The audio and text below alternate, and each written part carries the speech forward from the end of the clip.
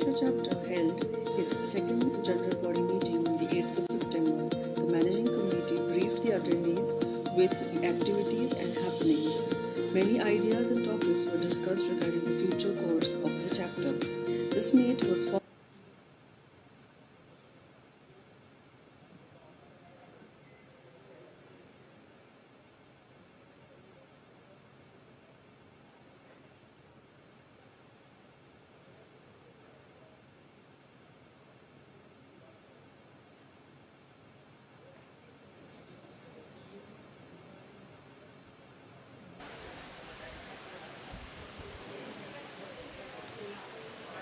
Good evening, all.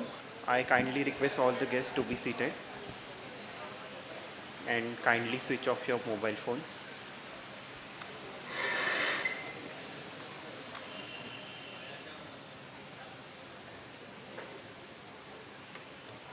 A very warm welcome to all guests, participants, members of ISOLA, and dignitaries. This is the first time we are hosting an ISOLA event in Nasik. We are extremely thrilled to receive an overwhelming response. The Indian Society of Landscape Architects, ISOLA, is a professional body established in 2003.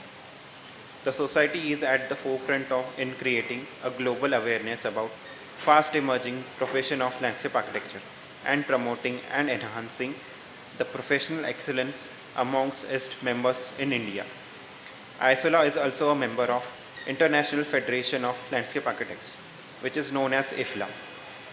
We have a representation pan-India with 10 chapters currently, one of which Maharashtra chapter, which you hear today. The Maharashtra chapter was established in 2018 with an intent to connect with landscape architects from all regions of Maharashtra, as well as increase outreach of professional community in the society and engaging with citizens. We broadly conduct 4 major events annually. Our first event happens in winter session, Sri Shankar Brahme Memorial Program. It is an annual knowledge exchange event that focuses on topics related to ecology and environment. The spring session tries to celebrate art in our lives. Okay. And it is right nowadays clubbed with celebration of World Landscape Architecture Month, which is known as Wlam. The summer event is tools and techniques to keep us equipped and updated of the technological advancement in sector. The monsoon event is known as Mind Meet. This is for interaction to have interactive sessions amongst the members of ISOLA. Apart from above, this year we have introduced another pan-India initiative, ISOLA Travels, towards building community bonding while exploring the world landscape of our ongoing different biographic regions within the country. Our first tour was recently conducted in the month of February and explored the northeast region of India. It was an highly enriching experience for all co-travelers. Now, we all will have a look at ISOLA Maharashtra chapter activities.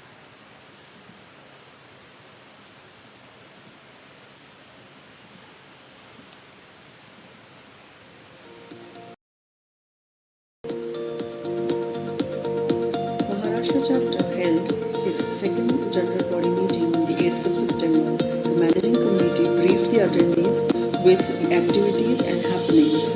Many ideas and topics were discussed regarding the future course of the chapter. This meet was followed with the fellowship dinner.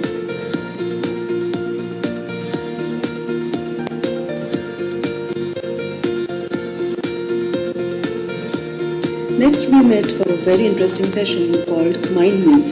Here we planned to discuss a topic or a project done by a fellow chapter member in a smaller group. This Mind Meet was all about the wonderful Pune ecology map done with LA Foundation. It was wonderful to see the amount of planning, research and effort put in by Varsha Gavandi, Manjusha Ukidve and the enthusiastic team. Maharashtra chapter members Yogendra Ballar, Sonali Dahodre and Shruti Yumen were part of Isola's Zonal NASA workshop held at JNEC Aurangabad. The workshop was about landscapes in art and literature. The students attended the workshop with a lot of enthusiasm, and overall the experience was extremely satisfactory.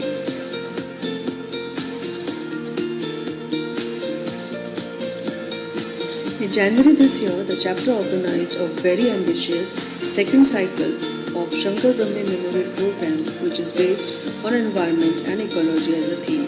This year we called 12 eminent environmental crusaders from diverse fields and I declare it open for all. Soul sees.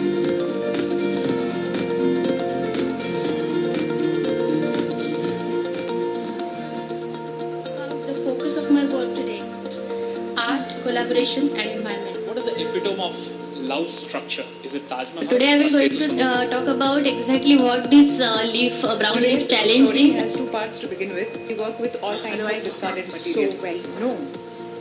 I will speak on ecology as a lifestyle which has many Continue that dimensions. thread in my talk, although the topic is very different. I want to talk about A water. region called Fulton near Satara. I would like to learn how to build and not how to draw to build. महाफलेषु कदाचन असं म्हटलंय ज्याच्यामध्ये नेचरला सगळ्यात महत्त्वाचं I स्थान want दिलंय. to make a thing which a lot of people think complicated. I want to make it Estimate simple. is by 2050 there is going to be more plastic by weight than there is going to be fish. What happened? Jejuri में जब plastic जाता है तो उसका फिर segregation होता है. This nursery, then I thought why not develop. First and foremost is the 2-minute placard which I have to see.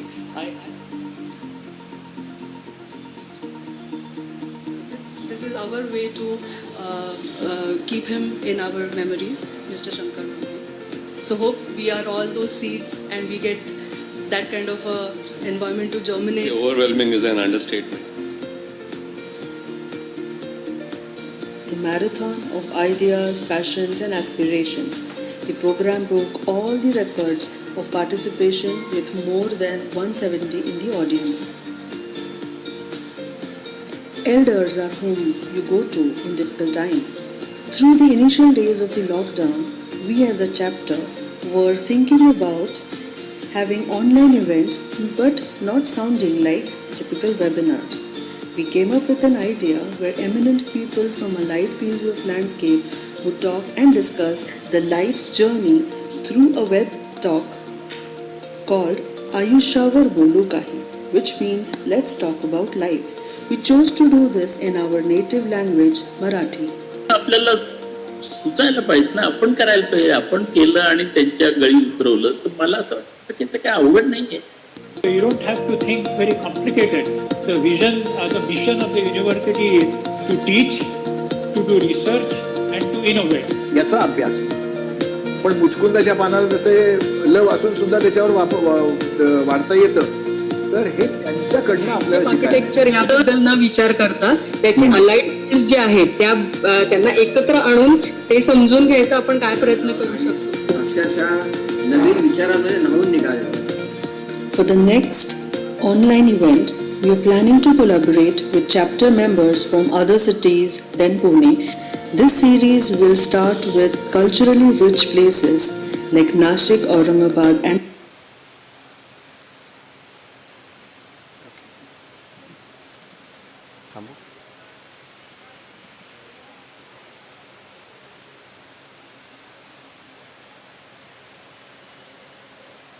Phone टाका ना.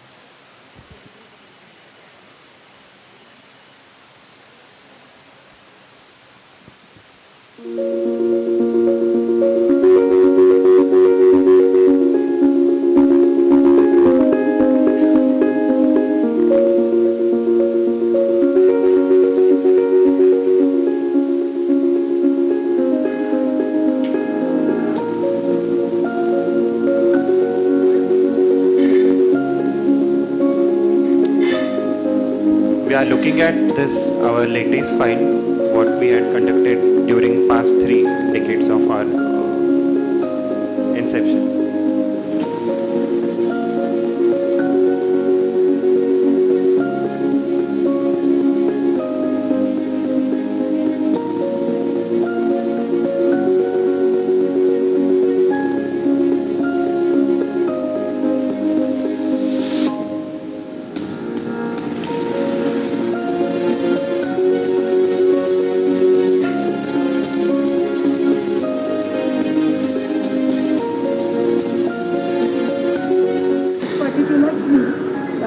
very good for nitrogen fixation in soil. And basically it can grow on rocky surfaces also. I mean, one of its Marathi names is Ashman Cup, and it's used in fuel. Ashman is basically This is the tree walk conducted in Pohri. We are all gathered here today for Isola Maharashtra chapter's first gathering. And this is a wonderful place and institute which has got a nature of what we have experienced just now by two young ladies discussing around the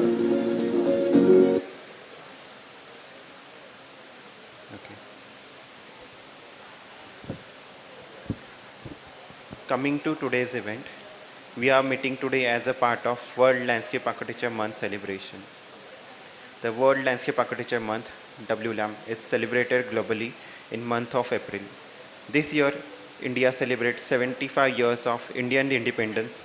Isola decided to take up it as a broader theme.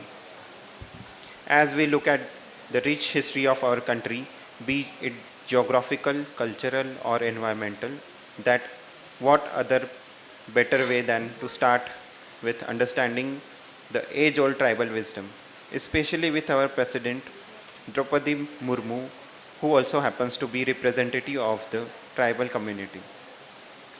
Thus, for this year, spring season, with the theme of art, we at Maharashtra chapter proud to present Reading Landscape through Tribal Wisdom.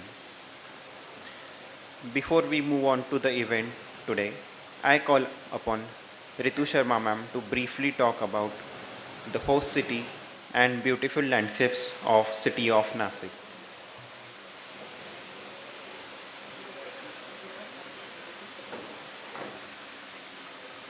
I kindly request Ritu ma'am to come on stage.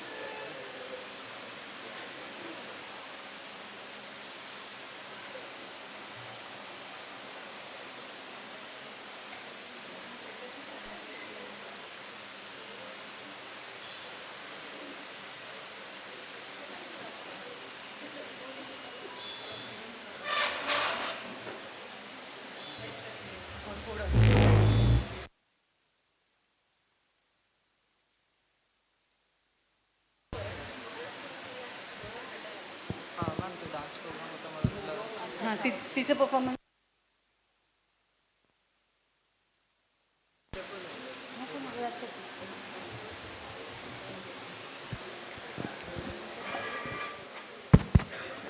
A very good evening to everyone, and I'm really glad that getting an opportunity to talk about Nashik and its landscape is my most fascinating and favorite topic altogether. I'm been very fortunate that today we are meeting here to celebrate this World Landscape Architecture Month. So Nashik, as we all know, especially the people from Nashik, it's been a land of stories. If you remove stories, you can't make sense of any existence here. Maybe it's the mystical emergence of river Godavari from Brahmagiri. We talk about Gautam Rishi. Maybe it is about the story of those Amrut Kumbh. It may be the story of Ram and his exile with the name Navashikha, or we call it the chopping of nose, and what all the story could go along. But of course, stories are the only thing that could describe all the landscapes in Nashik, and that's what probably is the most relevant theme that we have today. Another aspect that we were recently got in about the tribal cultures around here. So when we mention the nomadic tribes, maybe we don't have the real nomads, but still we have early settlements, and they still do not have the personified versions of God and temples within their settlements. And they still have the festivals like the Bohada Mass that we are recently seeing, and even the Tarpas and things. So when they believe that they allow the divine power to pass through them, they allow themselves to be completely surrendered to the natural forces, and they are not themselves when they put this mask, then they become the part of the larger whole. And that's the whole festival and the idea of organizing this theme of landscape architecture month was being planned along with. So this unique idea is what we're going to witness for the evening with the help of the two speakers that we have. and a very good evening to everyone. I open the forum for the speakers. Thank you.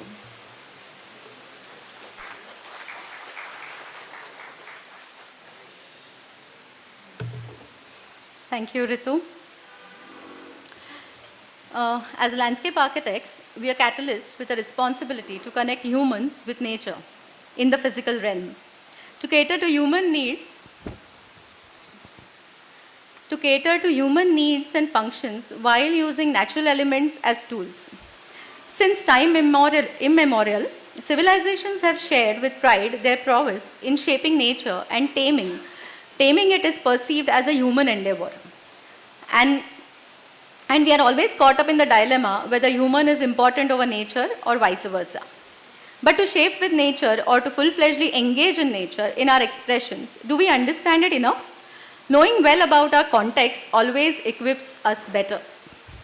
However, in our modern lives, we have sharply separated ourselves from the natural world. Very often, we objectify or glorify it as a separate entity, something that we enjoy, conserve, or just let it be.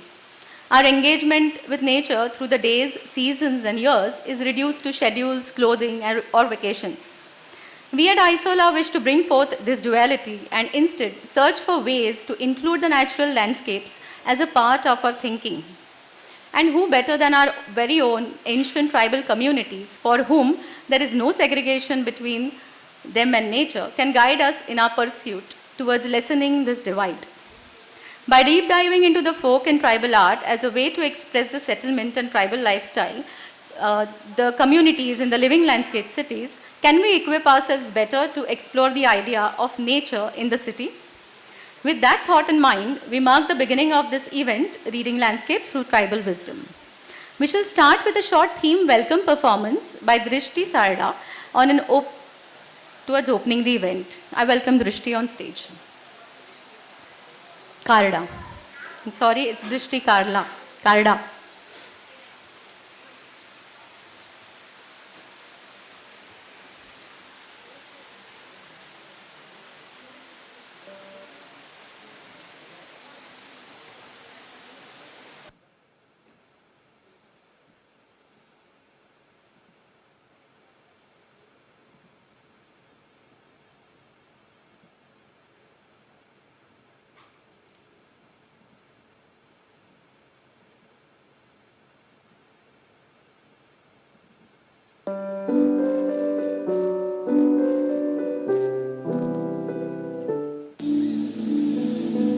Namaskaram.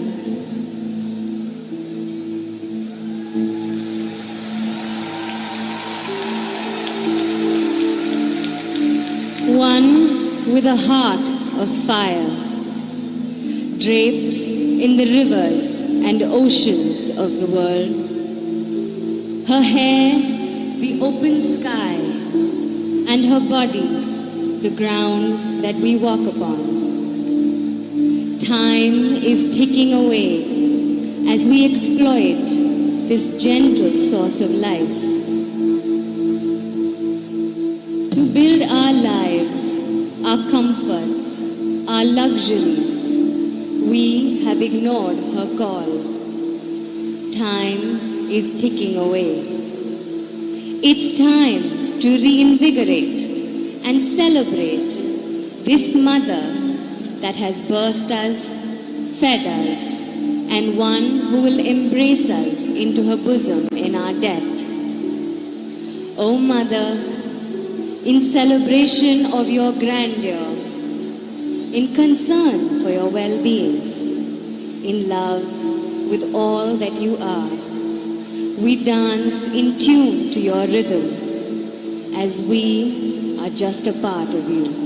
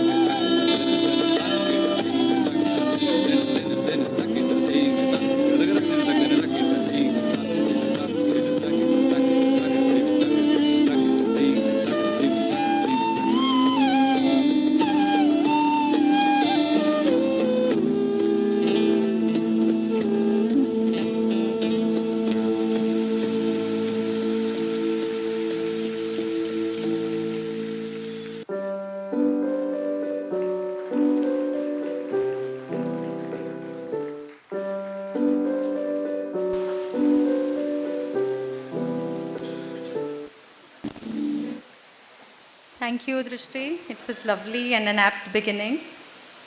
and I'm sure the evening will get better from here onwards. Um, Tribal knowledge is full of treasure troves about their immediate surroundings. Through their knowledge, through their stories, share their understanding about the soil, be it flora, fauna, water, biodiversity, geography, or a very clear version of the context that we seek as designers or landscape architects for any site or region. All this reflects and is expressed through their art forms, be it music, paintings, jewelry, or the way they build, the way they dress, in a manner that it is difficult to segregate their worldview from their way of life. All this culminating into a broader term that we call tribal culture. Our first guest for this evening will throw some light on how any art form is practiced and what makes it unique. Through the stories of tribal art and their community life, this session attempts to explore their worldview. Please welcome our speaker, Kalyani Mujumdar, on the dais.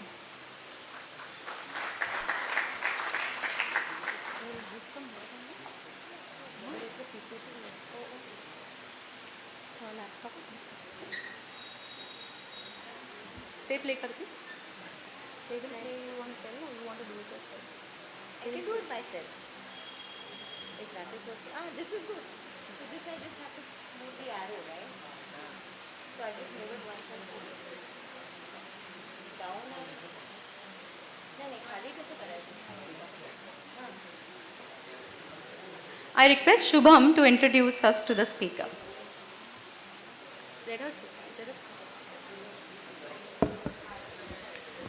Kalyani Muzumdar is currently working as Director, Community Aid and Sponsorship Programming with a passion of history, art and culture. She began her career in IT sector with Tata Infotech after completing her MBA and has since then worked as various capacity in corporate and heritage and social sector. Over to you, ma'am.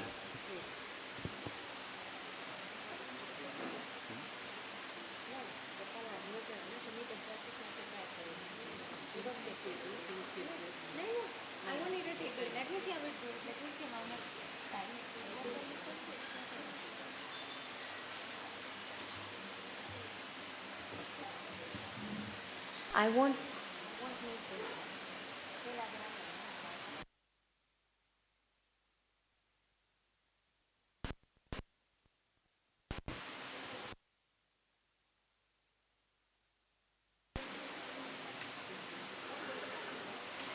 Hello. Yeah. So thank you Isola for inviting me over here today, and thank you Prachi also for making this all connect. I'll start a little bit by introducing basically the Varli life, not just Varli, tribal life in general, and how paintings are done. So I'll just begin. The whole session is basically divided into two parts. One is how these paintings are done, what is the context of these, and the second part is about the stories of the Varlis. Okay? So tribal art, as you all are aware, is seen across India in various forms. However, when you look at tribal art, it's mostly centered around central India. So you find folk art and tribal art both being synonymously used. However, tribal art is a subset of folk art and done by the tribes in India. So you see the Gonds, the Bhils, the Santals, all of them have their particular form of drawing, which I will be referring to in this session, which we call tribal art. Okay? So I just thought I will first place the context of this art. As I said, it's primarily seen in central India. If you look at these drawings, which many of you may have seen, these drawings are made typically with dot, circle, lines and triangles, the basic geometric shapes that we see. If you see these three drawings, you will observe that the very first one on my right over here is using dots. If you see inside over here, you see dots. the interesting, that's okay. Yeah. So that is interesting because we call this primitive drawing. This is not like the drawing that we see around us, which is done by great artists. Also, the one next to it has, again, it's not primitive, but the forms that they are showing are typically animals or nature. And the one on top is the Varli art, which many of you may have seen coming from this region.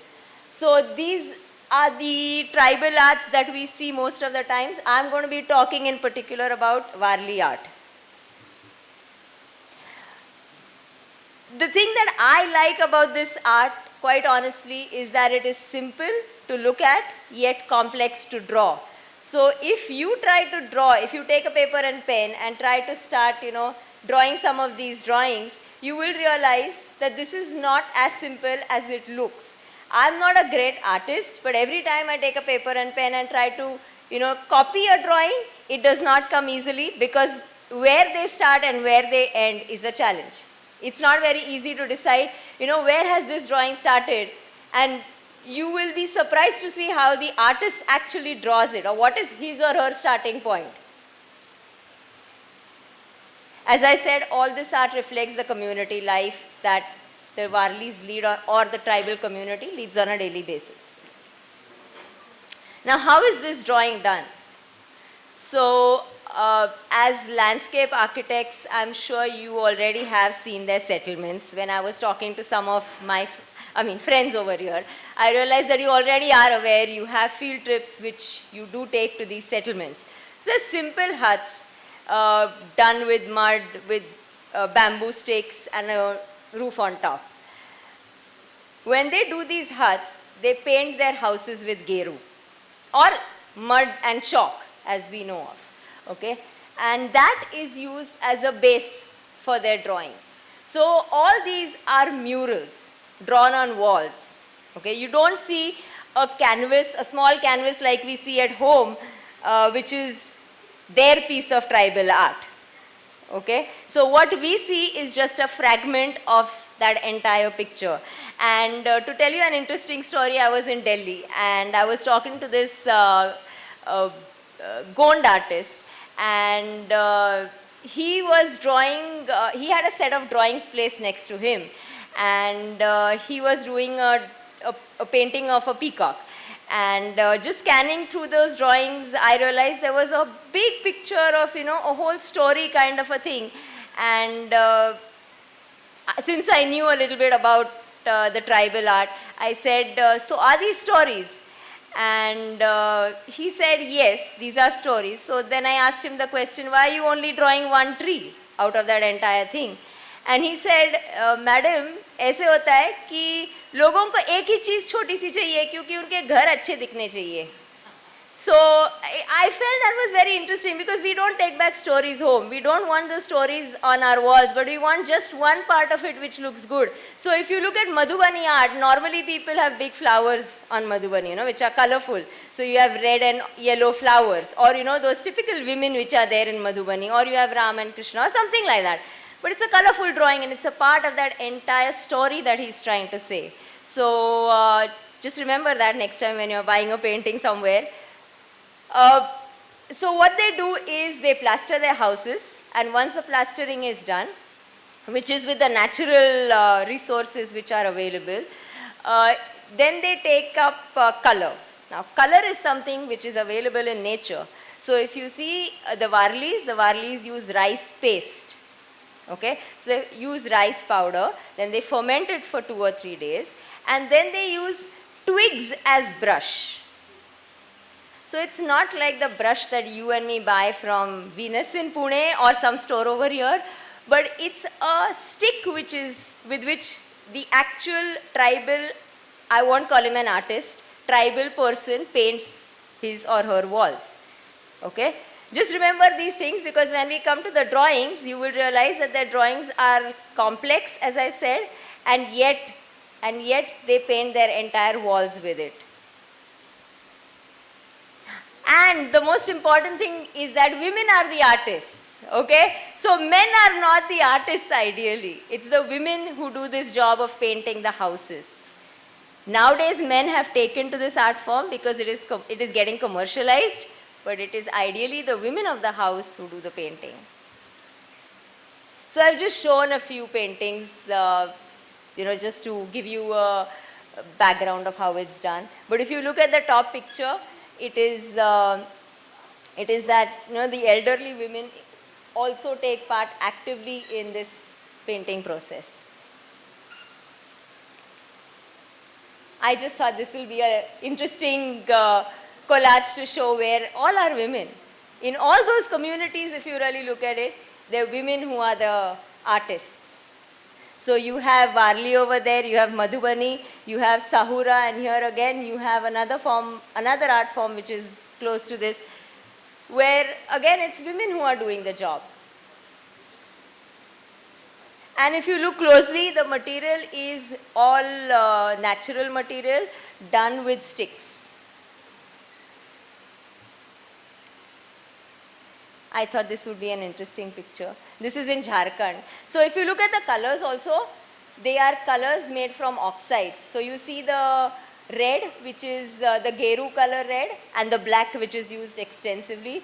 So it's reverse in the sense the white is just left as white and the other area shaded.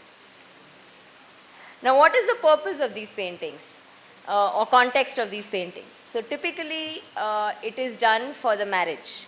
So for the marriage ceremony, the house is decorated. The house is decorated, and this is in the case of the Varlis, that is in the case of the Soharais.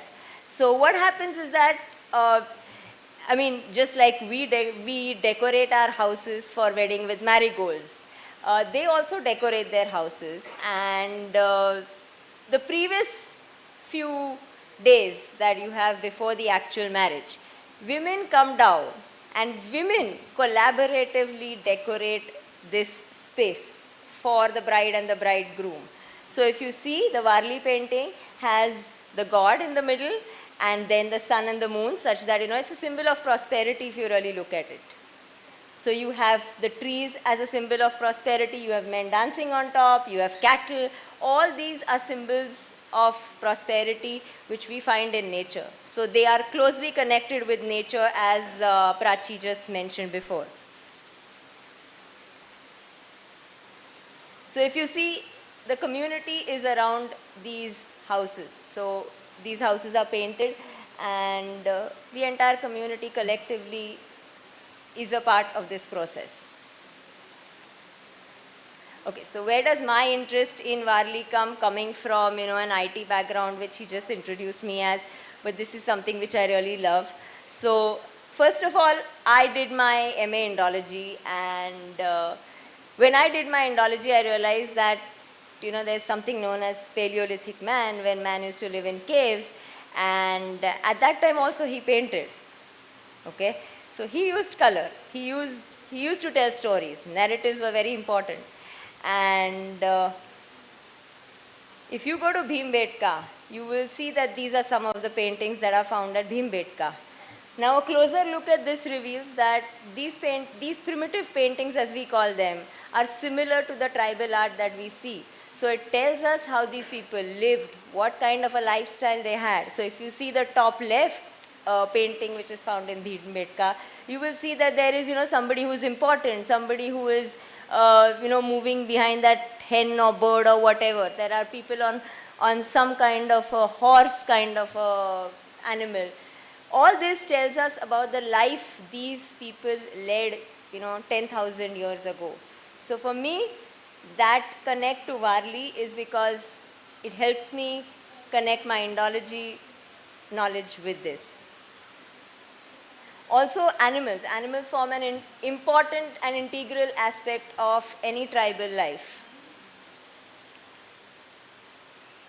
So if you look at some of these Varli drawings, you will see that it's okay. So first of all, let me make it very clear that the one on the left is a drawing by me when I just started drawing, and the one on the right is one that I have taken from a book. I have the references at the end. The reason why I put these two up are because one is that is by me, who is not a tribal artist, and this one clearly shows a lot more elements than just that. So when I started off, it was just one element, as I described to you, a few minutes ago, that I'm looking at only one small aspect, whereas they will look at, very many things. So in this one painting, you see people dancing, you see huts, you see trees, and a variety of trees. Please note, I'll give you some time to have a look at it. The number of trees if you just have a look at it, you can see more than 5 right now. So the drawing is full of life if you look at it. And that's what's very, very interesting for me.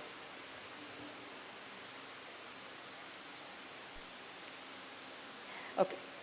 The second most important reason for me to fall in love with these drawings is that they are sustainable. Now, what do I mean by sustainable?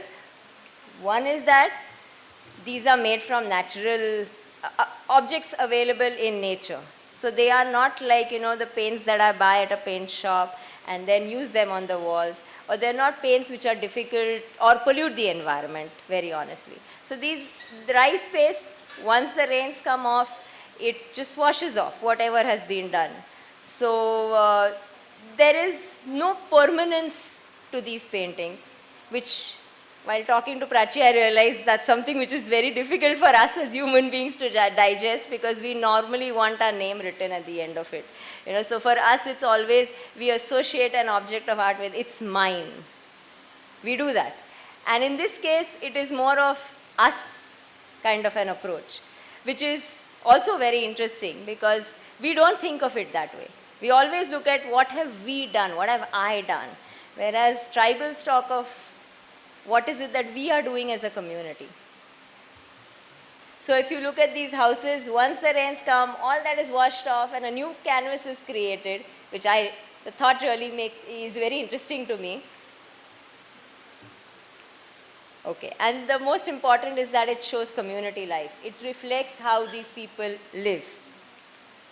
So some of the elements which are recurring in these paintings are their agriculture, which you see you can see in both these paintings. This is the one that I have drawn. So if you see these paintings, there are a lot of processes associated with agriculture, and all of these are documented by these people. So when we are studying Indology and when we want to document also, this is very important because it tells us about how these traditions have changed. So if you ask a Warli person right now to paint a drawing, he might introduce a bicycle in his art because he sees it in front of him.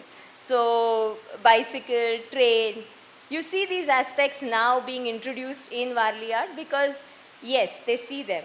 But the original paintings, if you go to see, like, there's this artist by the name of Jiva Somamase who was the original one who became, the big name in Warli art.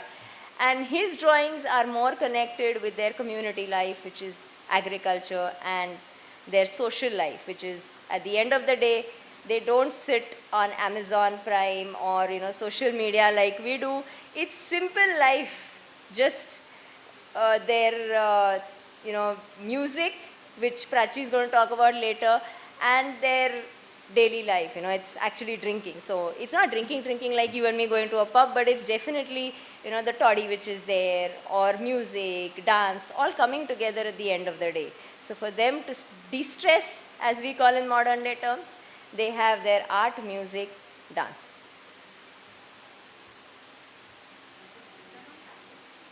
Yeah, that one I have done on fabric, but there's, as I said, are walls. So they normally tend to do on walls, which is very difficult. So I have tried to paint on all mediums. I don't consider myself a great artist of tribal art because I always say that please use the original person who's done it.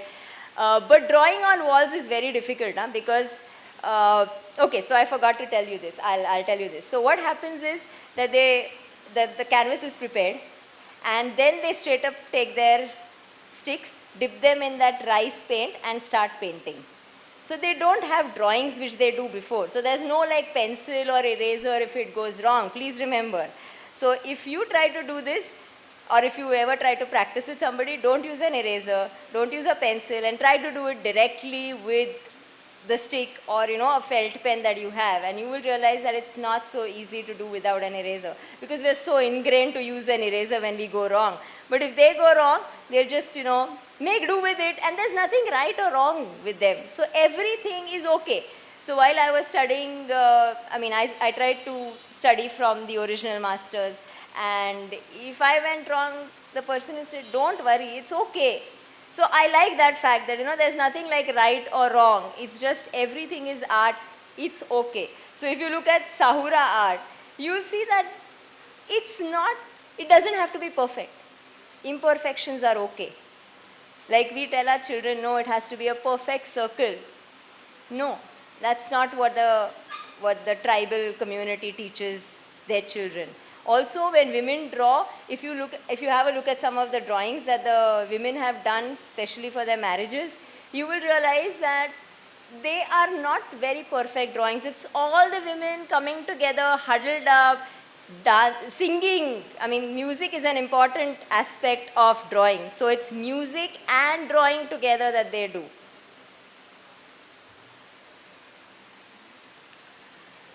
So I know you have a tarpa over here. I just thought I'll show you how music is done and how it's reflected in art. So art and music both are very closely connected for the tribal life. Both cannot be separated, really speaking.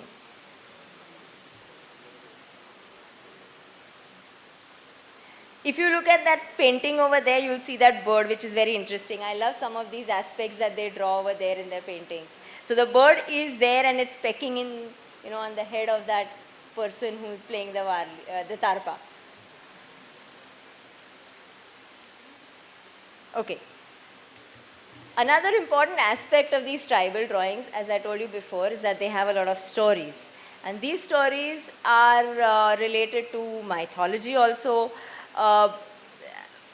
They're also related to morals. So you see a mix of stories. They're simple stories, okay? But when we look at drawings or when we look at some of these paintings, we don't know that they are stories, and we overlook the fact that they have something more to tell us than just a painting. So I'm going to show you some of the stories that I have over here. You can have a look at it. I'll give you 2 minutes to look at the painting because they're stories. So here.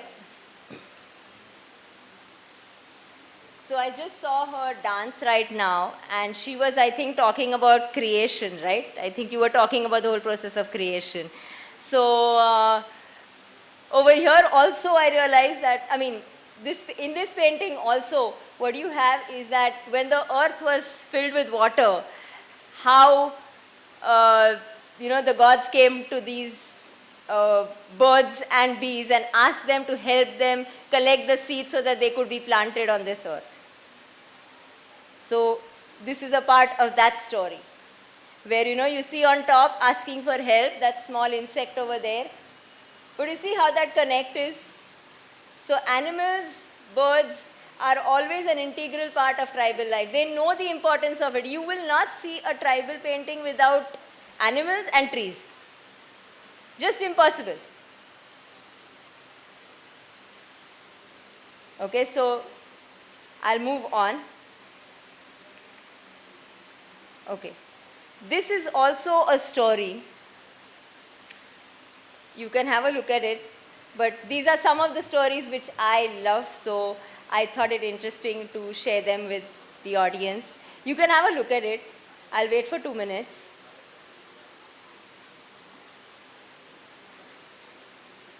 So, since you're looking at the story, when we look at stories, we normally turn pages, right? So our storybooks have like pages one after the other. When we tell our children stories, it is like page 1, 2, 3, 4. That's the way we go based on the page numbers. However, the canvas for the tribals is just one big wall.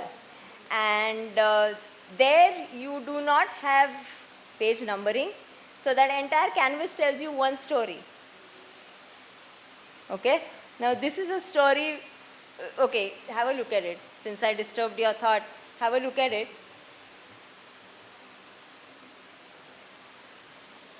So the story begins over there.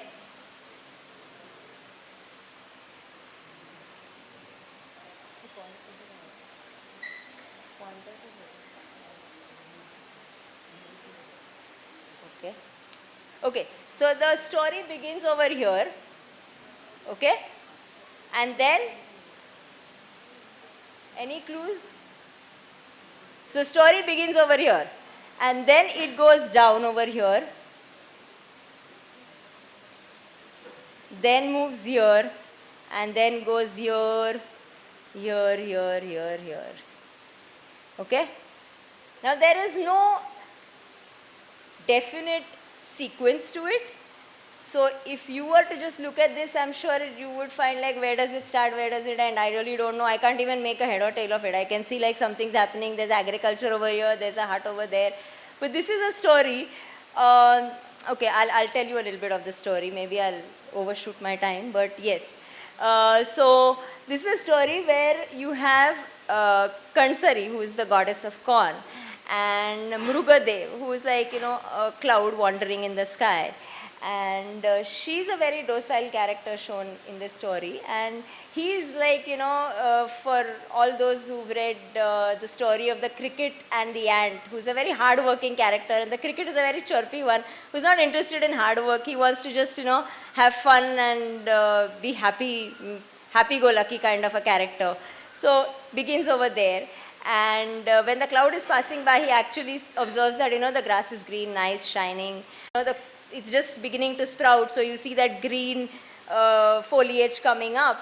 And with that green color, he gets very impressed. He says, the green color is looking very nice now. And a thought comes in his mind. He says, why don't I ask her for the green share, my share of this whole thing, instead of doing this in a collaborative way. So he goes to her and he tells her, please give me my share of, hard work now. So she wonders as to why is he asking now? Now is the time when these, saplings will grow nice and we'll get a good harvest. So she tries to reason with him, but he doesn't reason, obviously. And so finally she says, okay, let me just agree with him, because he's not going to in any case agree with me. So he has this kurup in his hand, he just takes it. And before she says anything, he just starts, cutting it off, chopping it off. And she's wondering, why is he chopping off the top part of that whole thing? But she doesn't say anything. She says, maybe he knows better. So just takes it. And he says, I will take this now. So he's with a bunch of, the top part, and she's left with the roots of that crop now. And she feels very sad about it, because she's put in a lot of hard work, obviously, for that whole thing. But being a docile person, she says, it's okay. I will take the roots and I will replant them. That's when you see over here, she's taking the roots over here, and she's replanting them. Okay? So she's trying to help them regrow. Okay, whereas he takes that green part, and he also says, now that I have these green shoots which have come up, I'll plant them and they'll come out very nice, not knowing that the roots are missing. He doesn't understand the importance of the roots, because he thinks that working in that mud is dirty work. I don't want to do the dirty work. Because normally, if you all know, rice is planted in water, transplanted in water. So, you have mud and you're walking in that mud and transplanting it. And he says, no, I don't want to do this dirty work. So he just takes the top and he's planting over there, if you see over here. So if you see, the drawing also is very interesting, because the roots are not shown. Whereas in this case, you see this root shown. Okay? And she, being the caring one, she takes care of her roots very nicely. Eventually she gets, a good crop, and he realizes his folly and then just says, I'm done with this. I don't want to do this thing. Okay? But this story is on this canvas, which is just one pager, you can say, is the whole story. So we don't normally tell of stories like that. So I think the tribals are our storytellers. Okay? So this is the entire story of, I mean, there's a lot more to it, but I'm just telling you the gist of it. Also, this is another story. Again, these are from a book. So I always say that, you have to live that story to draw it. So they are the original people who know the story very well and can draw it very well.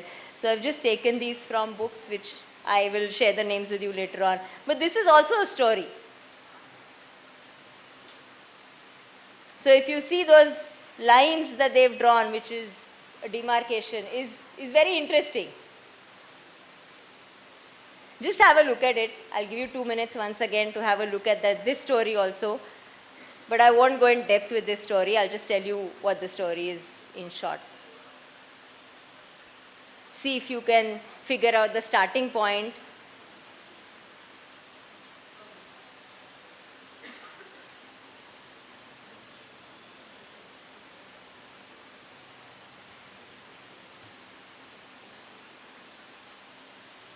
Any clue about the starting point? Otherwise, I can tell you.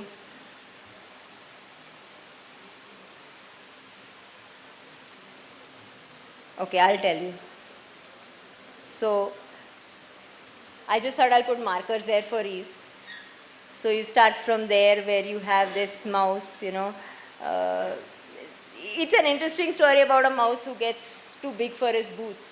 And then eventually, basically I won't go through that whole story, but he's trading in every time and getting something more. So if you see on top over here, he's trading over here, he's then using that over here, so he trades over here. So basically he's got a thorn in his tail, and the woman over here helps him remove that thorn. But instead of being grateful to her, he's ungrateful to her and just tells her, no, because of you, I don't look nice now, you chipped off a part of my tail. And that's how the story begins. It actually begins with a piece of song and then moves on, into how the rat actually becomes greedier by the day, and eventually how he moves out over here, if you see here. So eventually he takes, the wife of this person because he cannot give him anything, and then goes to the city to live a life. So they've compared it with, the morals that we have right now, where we are constantly exchanging our society, and typically, the tribal way of life, which is when people leave the forest and go to the city, how their mentalities change and how their ecosystems change drastically. Okay, so do we have time or? Okay. So I thought it will be interesting to show you some of the paintings as well as some of the photographs which have trees, animals, and how these are drawn, because we can't have a session on actual drawing. So if you look at this, you have the Almira on the right, and on the left you have the coconut tree. But if you look at the drawing in the middle, you will observe that both these are drawn in a very distinct style. They're not at all drawn in a similar fashion. So if you see that coconut tree, the coconut tree is throughout got these lines, and the palmyra is like very aptly shown with a big stalk in the middle, and then the lines are drawn. Basically it's the usage of lines. So I find that also very interesting, how lines and dots are used in their painting. So if you saw the previous one where there is a crop and the crop is now ready or ripe, you will see just dots on the top. Even the sun is very interestingly drawn. So you have the sun in the circle in the center, and you have triangles or just dots to show that it's a sun. I like this one because it's got that tree movement. You have such a variety of trees, and yet, we often tend to overlook the way leaves are. So nowadays, I don't know how many of us encourage our children to look at the leaves really, but I remember a time when we in school were told in biology, go and collect the leaves of these plants, see how compound leaves are and see how a simple leaf is and things like that. I think we don't do that anymore. but it's interesting, how, for example, over there you have, a leaf which is pointed, and over here you have a rounded leaf, and also monkeys. So monkeys are an important element in their drawings. They call it the monkey tree. Also the spirits, which are an integral part of tribal life. So they don't have gods per se, but all nature related gods. See how cute this is. I mean, I always find these elements very cute. Very interesting observation of nature, I think.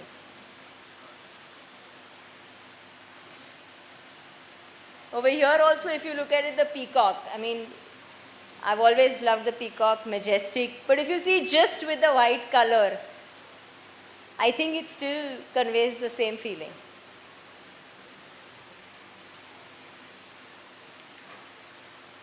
So here's the sun that I was talking about, and that's the typical harvest drawing. But over here, if you see, the sun is hidden behind the clouds, and the rain is dropping, and then they have this. They call it irkal. So it's basically a thing which they wear. So if you go along, where there is plantation, you will see it's made of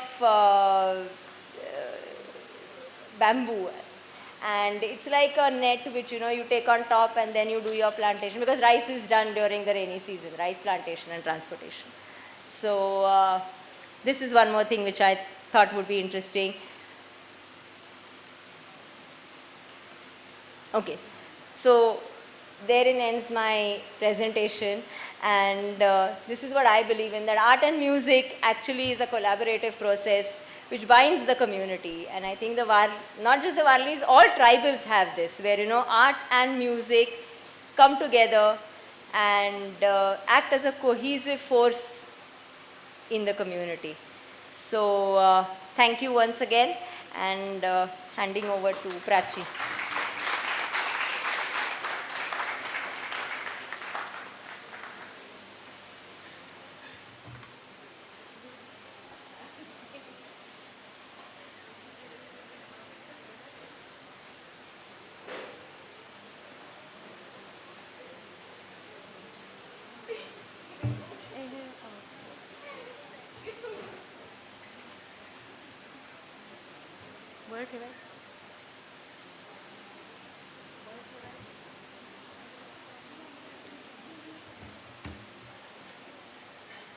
Thank you, Kalyani. It was amazing.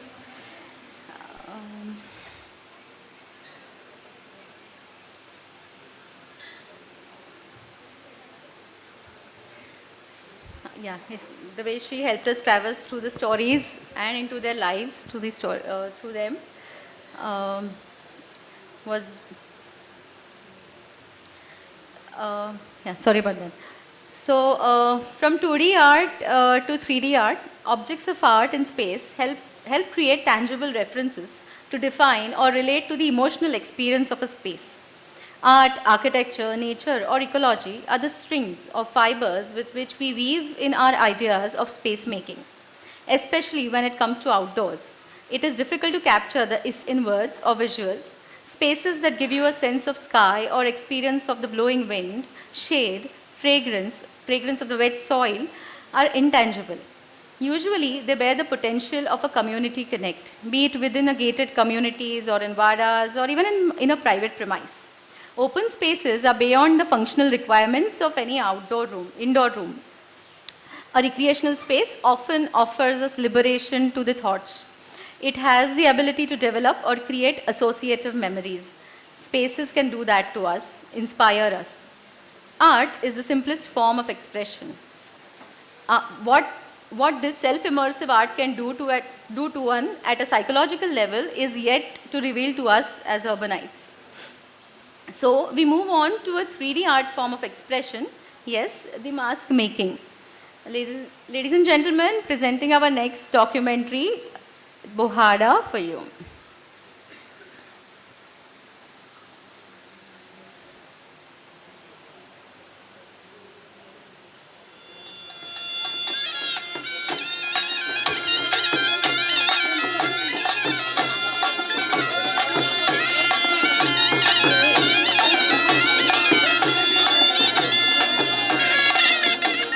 Mask has been an integral component of humanity across the ancient world. Bohara is a mask festival of tribes in Thane, Palghar and Nashik district. The festival is also known as a form of performing folk art, while the associated craft and music great importance. The making of the masks is also interesting as they were made in wood earlier and now from paper mache.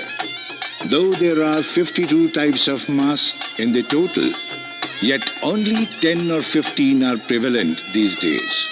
Numbers of craftsmen making masks is reducing.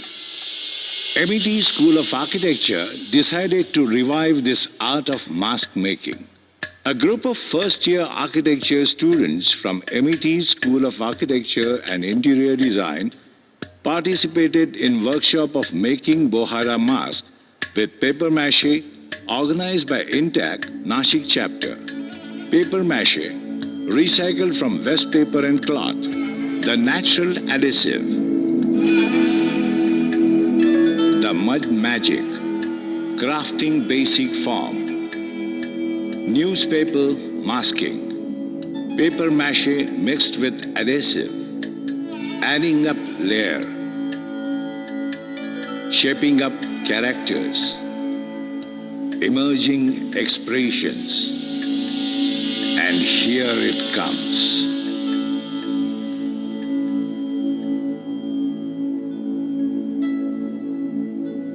The faculty, student team with artists. The masks were dried in sunlight for 3 weeks and the masks were painted in vibrant colors. Artist Subhash Kadu from Ramkhind, Jawahar.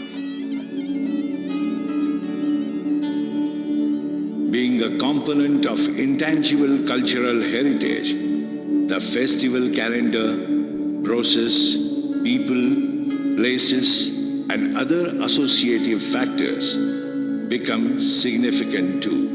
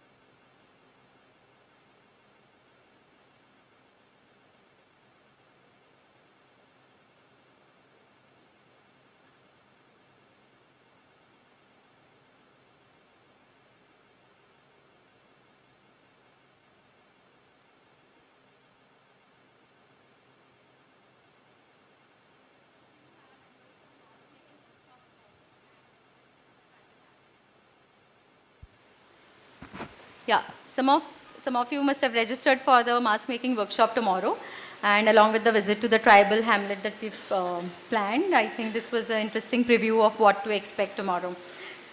We are excited. A good landscape is not just about good design. It's also about how well a project is executed and how well it is maintained. So the key success of a project lies in the collaboration and teamwork. So is the case with this event. Yes, it's time to thank our donors for making this event possible. Before, can you give me the names? Before the donors, I would like to call architect Bakir Zafar, sir, in the front to come. and Dr. Vaishali Balajiwala and Mr. Shekhar Gayakwad.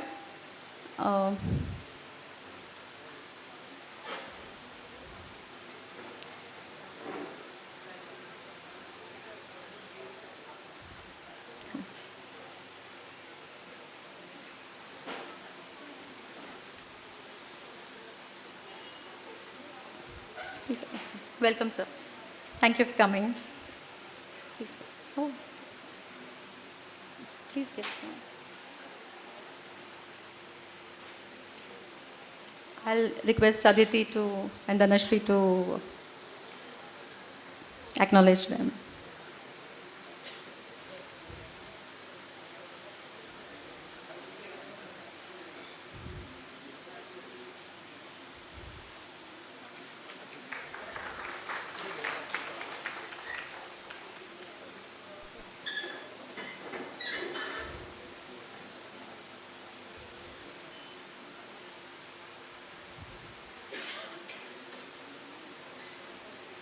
दे ना तुझे.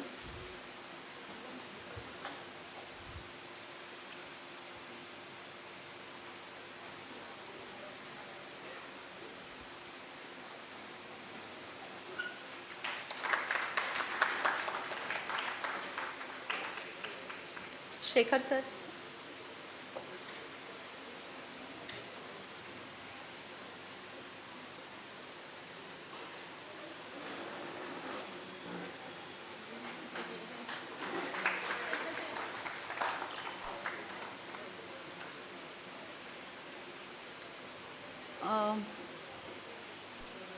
So now I thank Mr. Pankaj Isnagar of Papaya Nursery, our venue partner.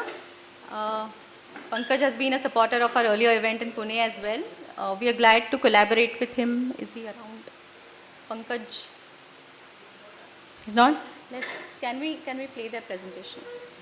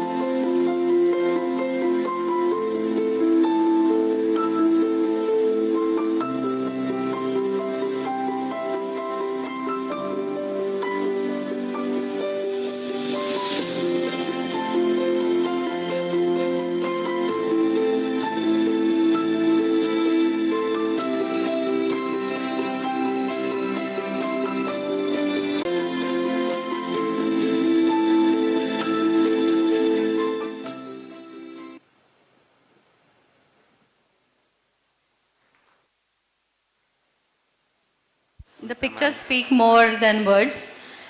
Sorry.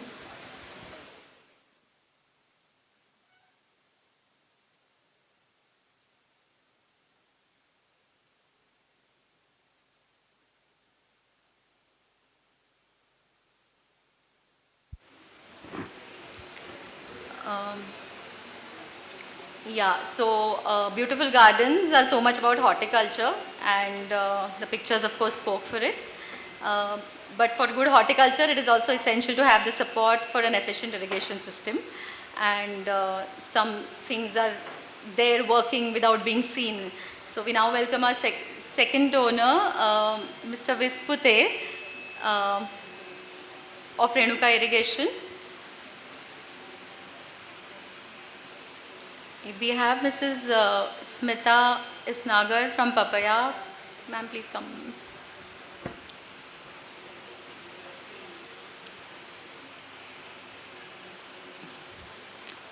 That's Gaurang Vispute. Will share us. We'll call them together after he's done with his presentation. You have your clip.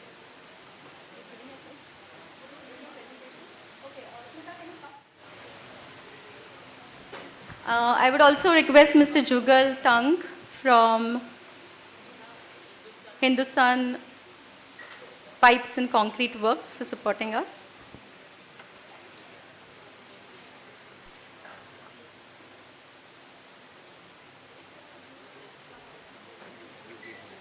Today.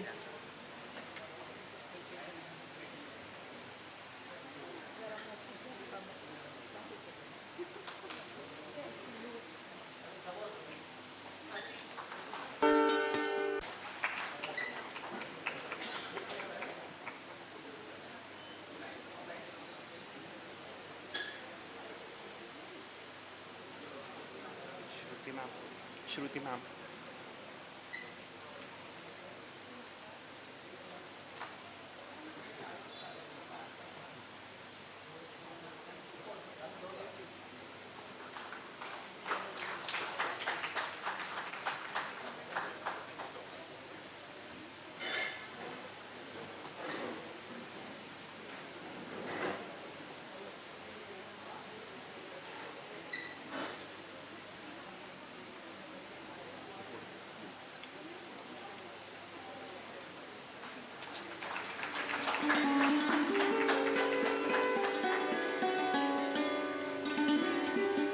Thank you, everyone. We move on quickly to the next documentary of the day.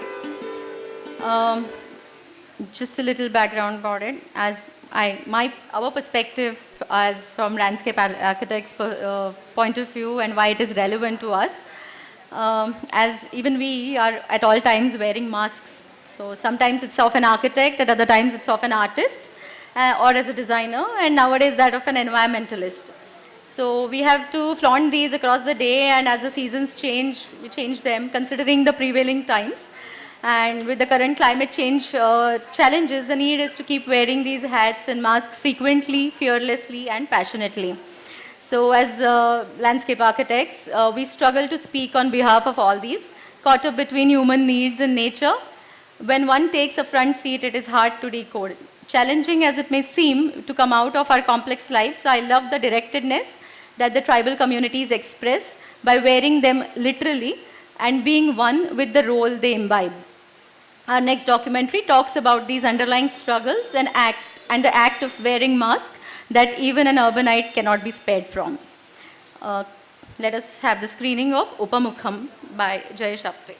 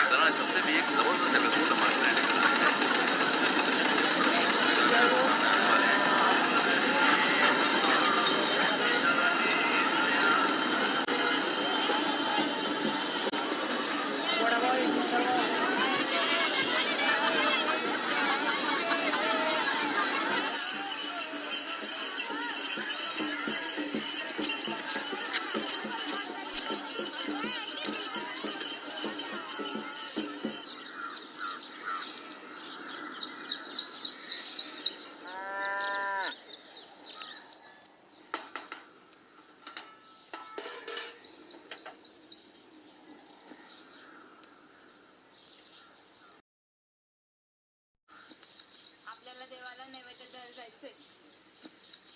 जा लवकर आंघोळीला.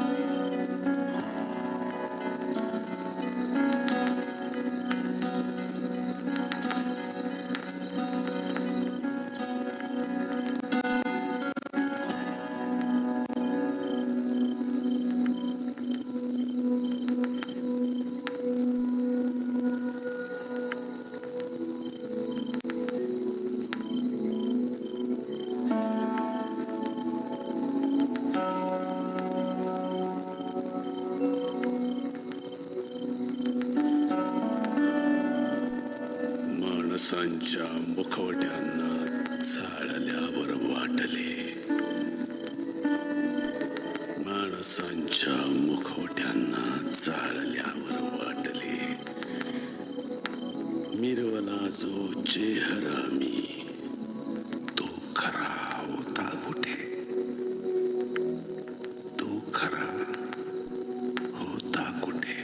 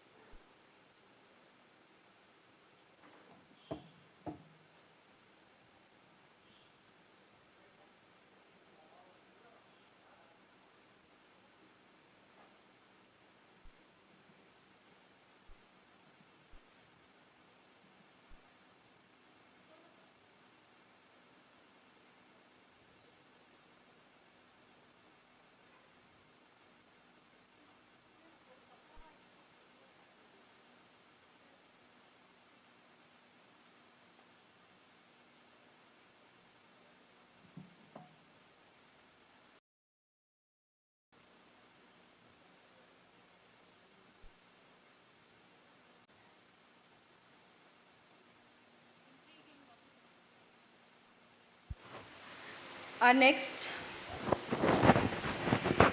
session is the most awaited demonstrative lecture by guest speaker Prachi Vaidya, a versatile professional who tries to explore music, an art form, and its relation with the landscape. Landscape of music across tribal India. I would like to welcome her on the dais.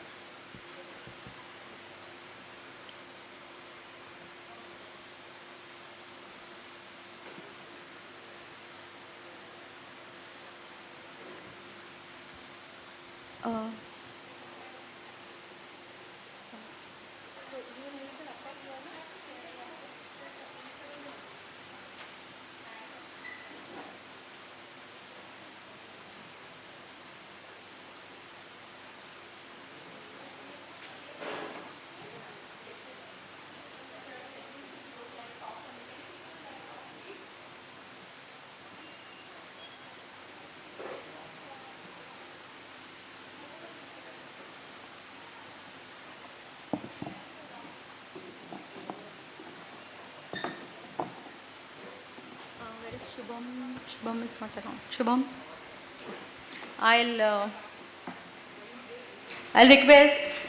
I'll introduce Prachi formally.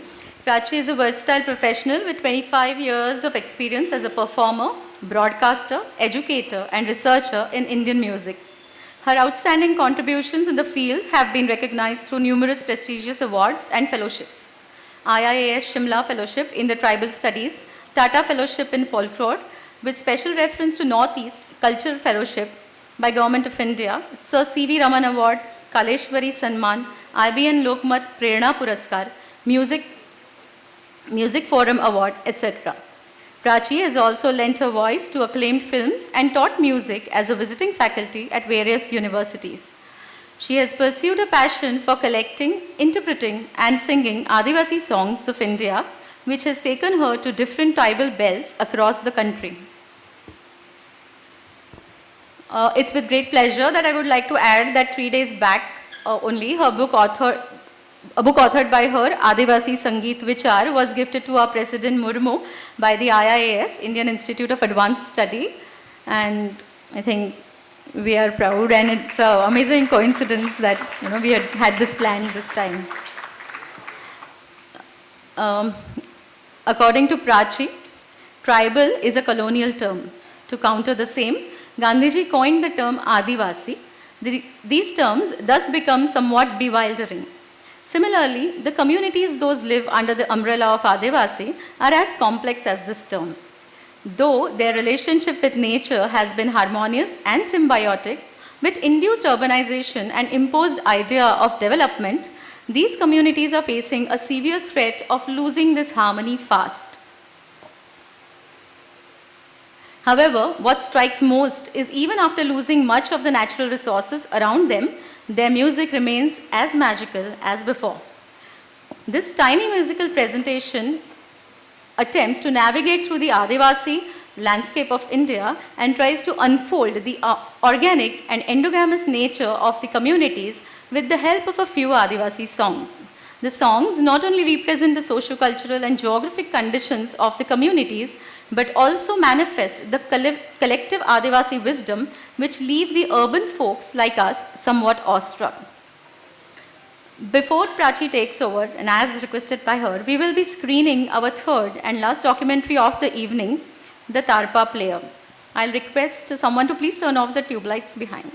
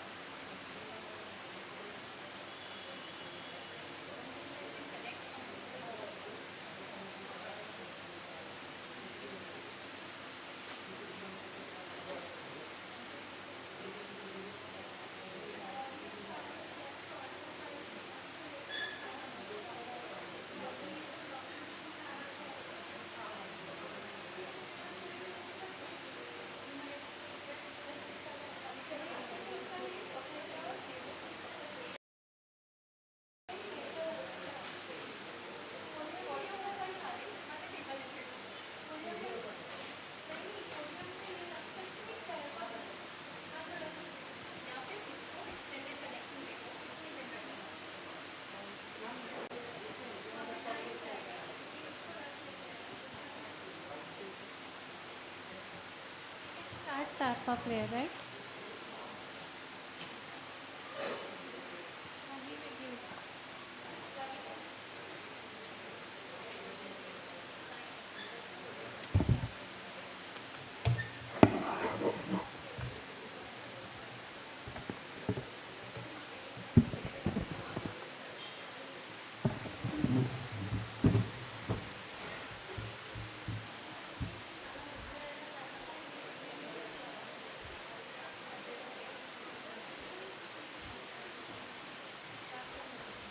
Maybe you can sit and otherwise you can move this up.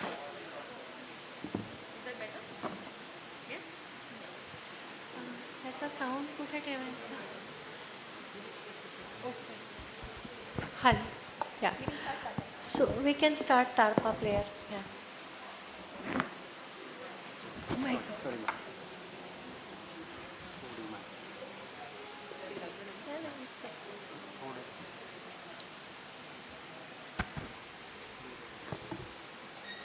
One track we can just play, Mate Rebe, this one, upper one. Yeah. So sound you'll have to just check.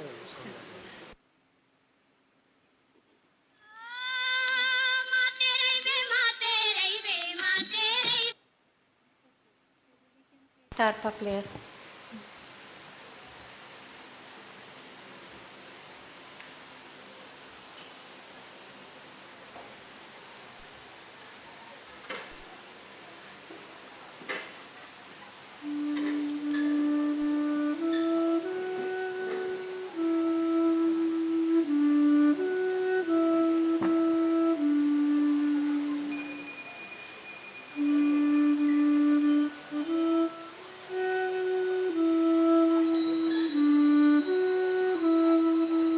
माझा संगीत माझे भूमीची देणगी आहे.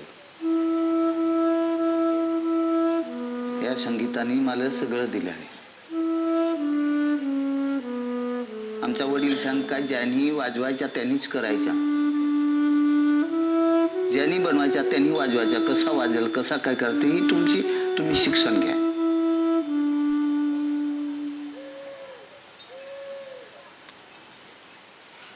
Machinery असले तर काही नाही विकत घेऊ शकतो.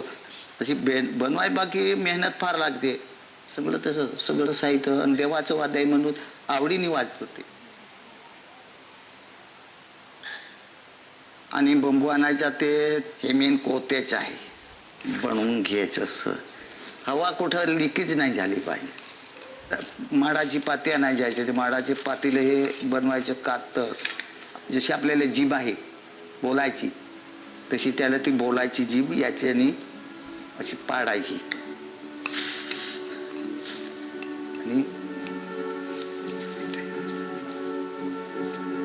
सजावट ते केली आहे ती. याच्यावर आवाज असा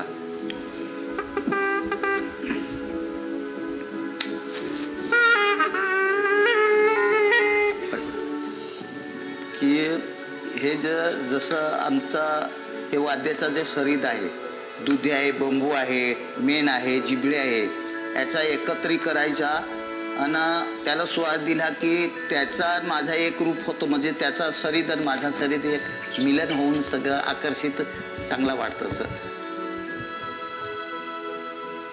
म्हणजे मी त्याला देवता मानलो, कारण मी त्याला आता मला ती पोसत आहे ना, म्हणून अजून ह्या त्याच्या विश्वासावर मी सगळं वाजवतो.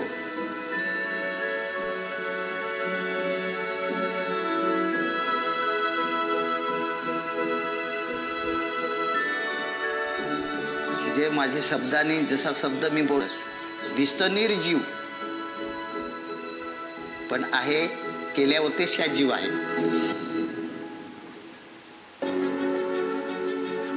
आणि मी ज्याला स्वाद दिला की ते वाजतं आणि ते वाजलं की लोक गावातली लोक येतात, तरी तारपा वाजवला म्हणजे आज आहे. आणि आवडीप्रमाण मग ते आमची गावातली लोक मुली मुलं येतात नाचकाम करायला. आणि मी चाळोचळे वाजवतो, डोहुर्लीचा चाळा वाजवतो, बाईंचा चाळा वाजवतो, नंदाचा चाळा वाजवतो, मुरुंगलीचा चाळा वाजवतो, गुंजबाईचा चाळा वाजवतो. असं चाळोचाळी जे वाजवला ना मी की अंगात हवा येणारच. आपला सगळं शेतीवाडी आबाद राहिली पाहिजे, हातपाय सुखी राहिलं पाहिजे असं म्हणून 8 दिवस कोणाची भांडण न करता, कोणाची बोलचाल न करता देव आम्हाला सुखी ठेवला. तर हे तुला आम्ही वाद्य वाजवून जर आम्हाला तू हे जर सुखी नाही ठेवला, अशी ही पारंपरिक आहे. फार मोठी जबाबदारी आहे.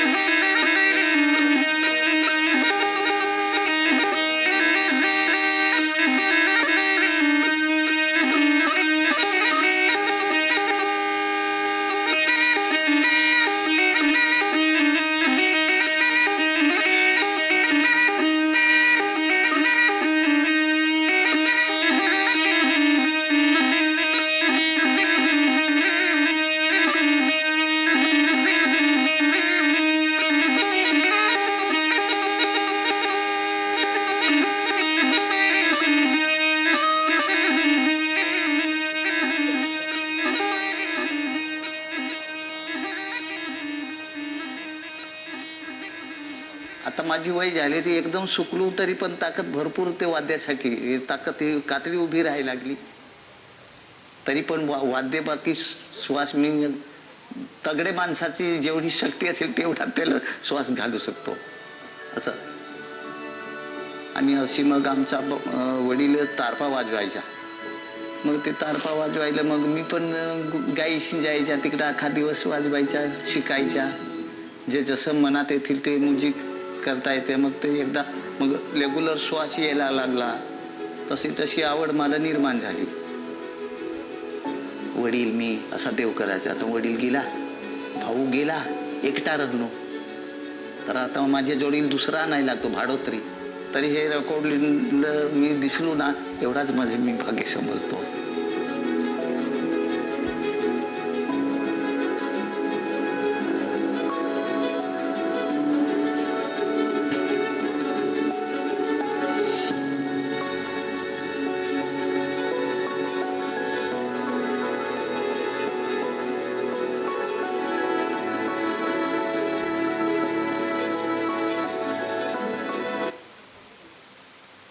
Okay, lights please.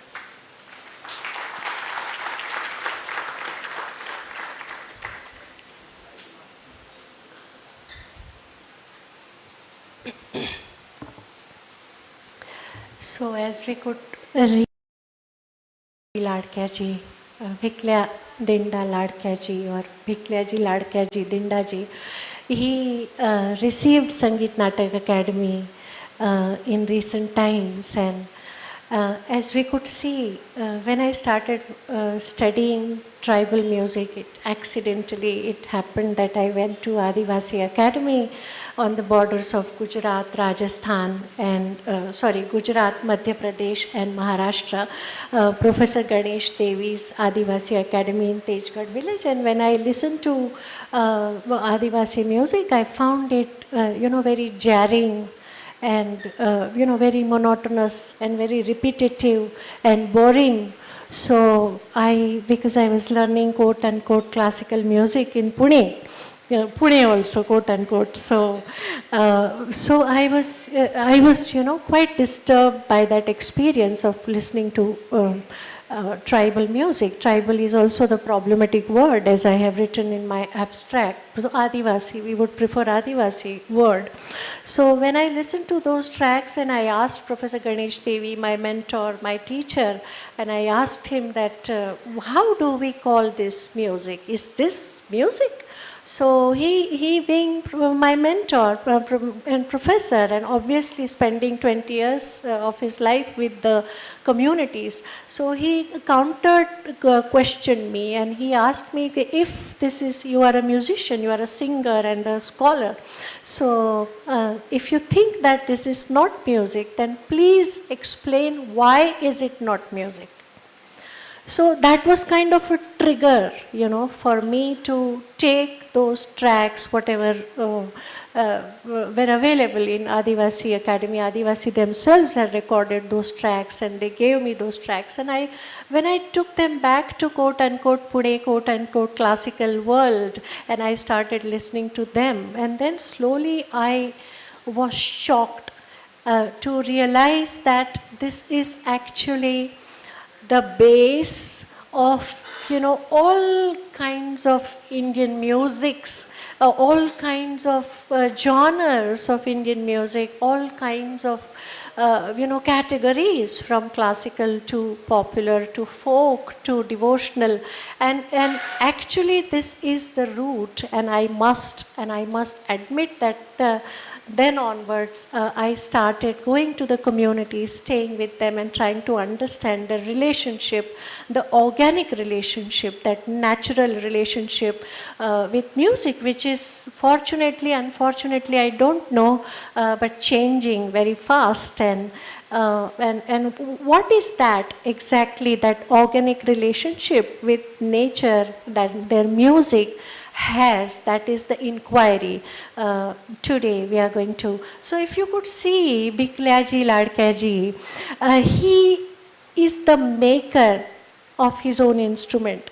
That is the first thing we realize, because he knows which pumpkin कोणचा भोपळा, which pumpkin needs to be taken, which bamboo is required. So he is kind of an organologist who knows an instrument maker.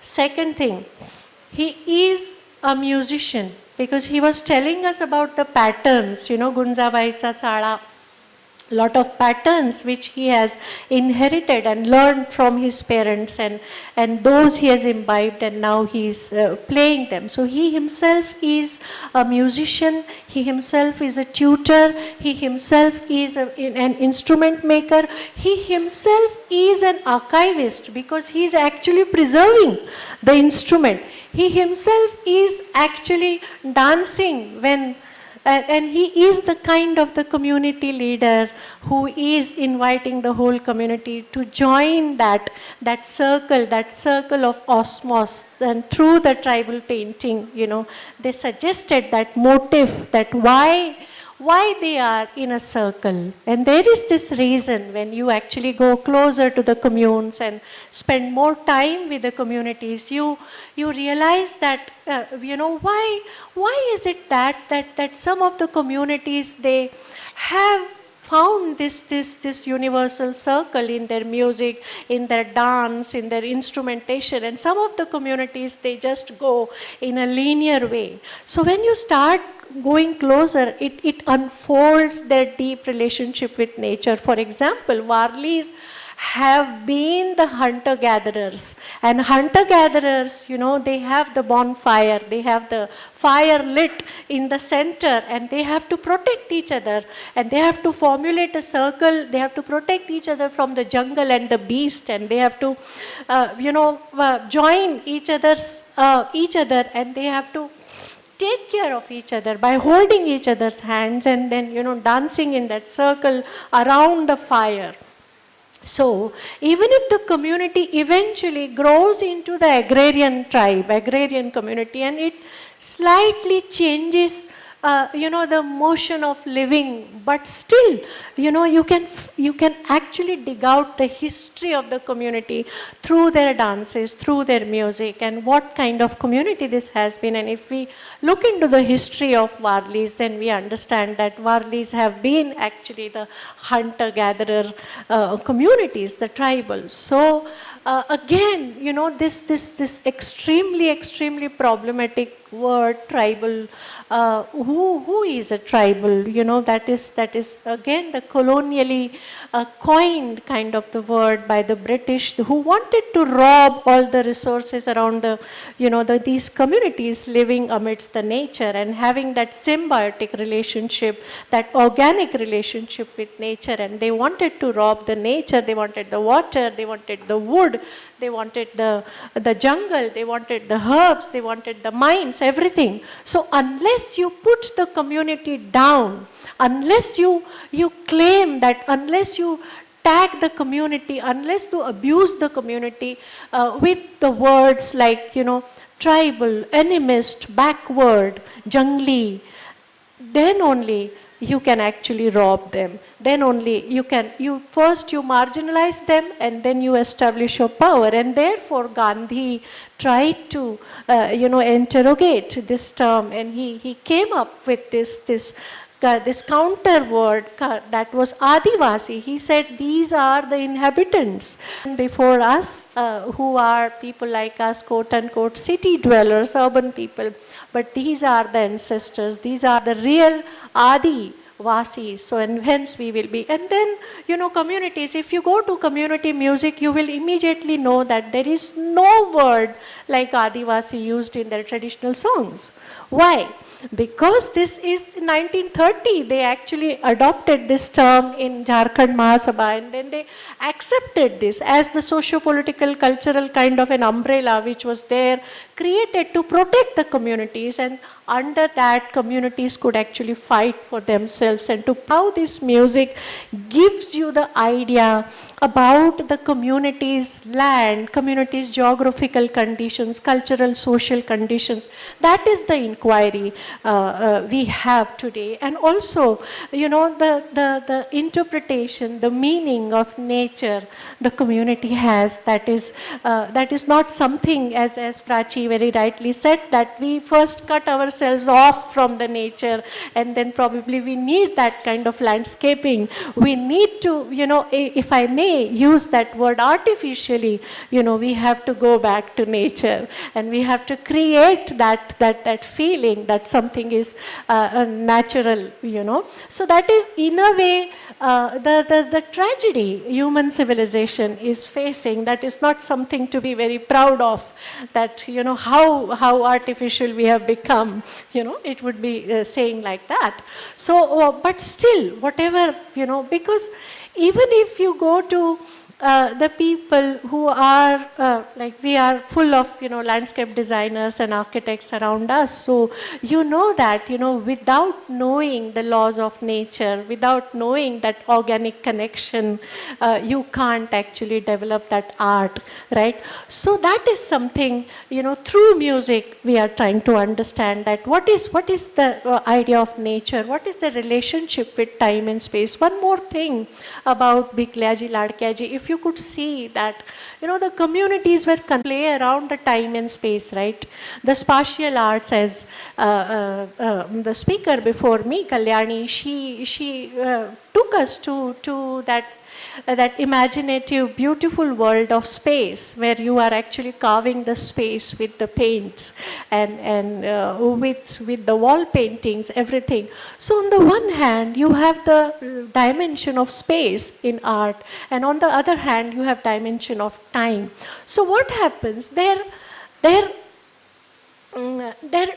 being is restricted to some kind of a zone. For example, Warlis will be staying in some kind of a geographical area, or the Santhal will be there in West Bengal, or Mundas will be there in Jharkhand, or Gonds will be there in southern Chhattisgarh and Telangana, or Bhils will be there in western belt of India, or maybe the Mongoloid tribes from Khasi to Missing to Bodos and Karbis and Dimasas, and they all will be there in that Mongoloid belt, northeastern India.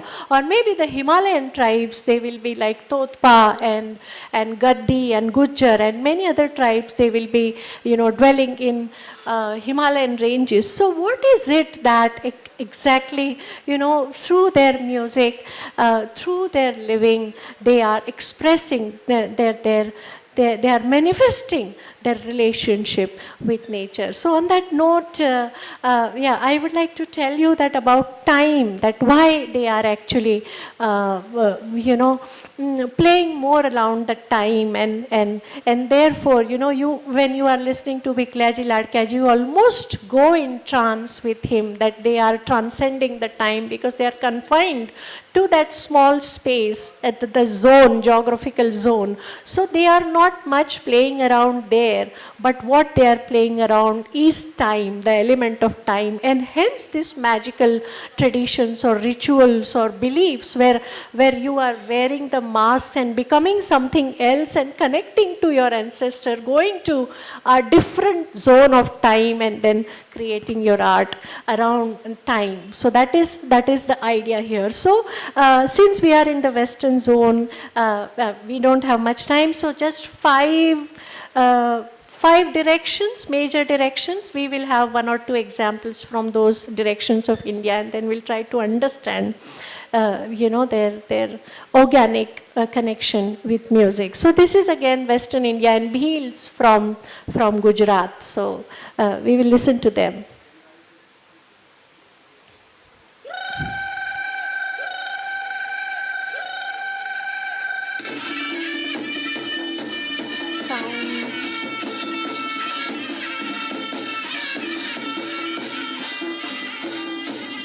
Okay, it's audible, no?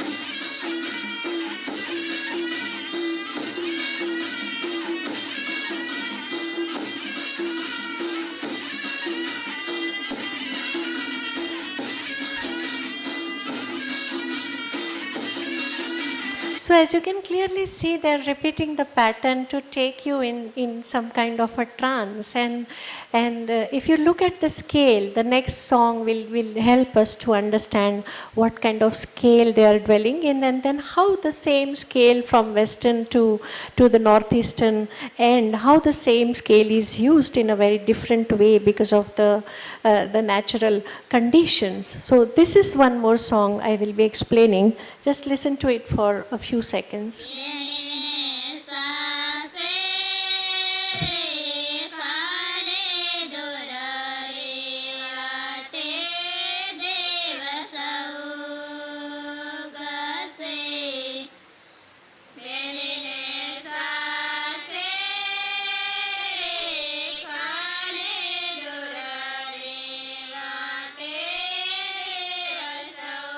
Okay, so this is the Bhili language, Bhili Bhasha. There are a lot of Bhilis. So this is Rathwi Bhili, and from the borders of MP and Gujarat. And just 50 kilometers away they stay from Maharashtra. So Beni ne saseri ghani dur re vate divas ugase.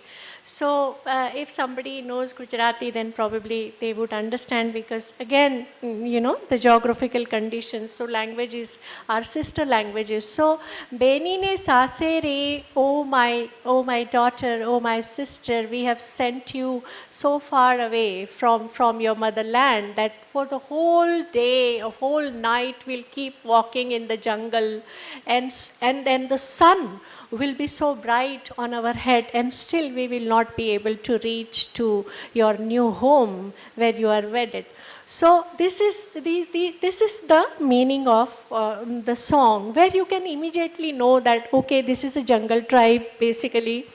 This is the walking tribe. Basically, this is a patriarchal tribe because they have sent away their daughter. So songs, they become kind of the material to trace the culture, to trace the history, to trace the relationship of a community with nature. And when you look into the notes, you will see what kind of notes it has. Benine saase re ghani durare vate divasau gase vate divasau gase. So now these communities are not trained like people like me, that they would know that what kind of swaras, what kind of ragas we are creating. But it is that innate, organic need, that intense kind of an imagination or that creativity inbuilt through which they are creating this panta. What is panta? Panta is 5 notes. They are creating this 5-note structure. Why this 5?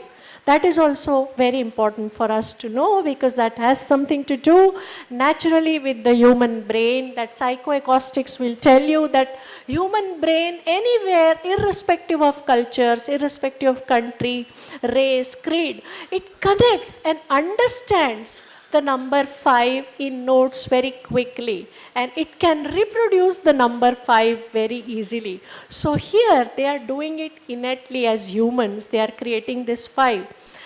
Benine saase re ghani durare vate divasau gase sa saga sagama gamapa maga saga sani pani saga sa.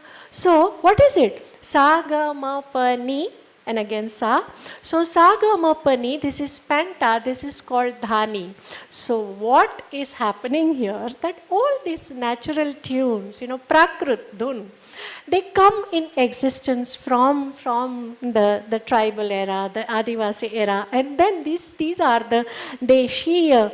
There are these two, as we know, Deshi and Margi, these two major streams in Indian art and Indian music. So what a Margi does, Margi comes, the rishis, they come, and the scholars, they come and they try to take this natural material, they try to put it in kind of a structure, they try to give some kind of meaning, a grammar to it, and then they give that name dhani to it, and then classical music starts calling it. But if you go to a Rathwa Bhil and then you ask them, are you singing dhani? They would say, I am singing a wedding song. I have sent my daughter away and I am singing a wedding song. I don't know anything about dhani. So this is something organic, that I use that word organic, that naturally, instinctually, spontaneously, creatively, things happen, and you don't claim any kind of right over it the way any Shastrakara would claim, you know. So what happens when you actually, Bhiklaji is dancing, he wouldn't say that Geetam Vadyam Tatha Nrityam Trayam Sangeetam Uchyate, but then Sharangadeva sees Bhiklaji Ladkaji dancing, then Sharangadeva will sit and, you know, work over it, that what kind of song he is indulging in it, what kind of instrumentation is happening, what kind of dance is taking place, you know, almost through osmosis they have learned this. So they have come there and they would try to, you know, theorize it and put the grammar on it, and then they will codify that music, which eventually will become the Margi Sangeeta, where you will have the definitions like Geetam, Vadyam, Tatha Nrityam, Trayam, Sangeetam, Uchyate. So this is the connection of tribals. Now, brain starts celebrating and responding to it, and immediately we see that in Northeast, but again, how their culture and nature makes it slightly different from the Bhils of Western India. So this is Mibu Abang, the ritualistic chants of the community missing an Adi. So these are almost 300 years old songs which their priest they sing. So now please listen. Sound थोड़ा इसका करेंगे please.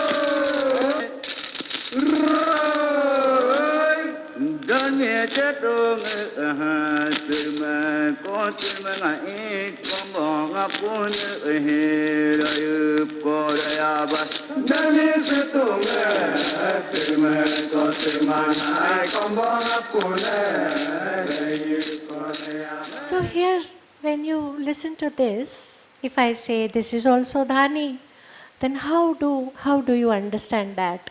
And why is it different? Again, that connection. So this is a northeastern tribe. Northeastern tribe, they have the deep connection, cultural, geographical, historical, genetical, all connections with the Southeast Asian world, Southeast Asian countries. So if you go to Assam or those Seven Sisters, you will find their traditions, their culture, their music, everything. He has that impact of their connection with the Southeast Asia. So here, what they are doing, if you listen to the Indian subcontinental melodies, you will find them in ascending scale.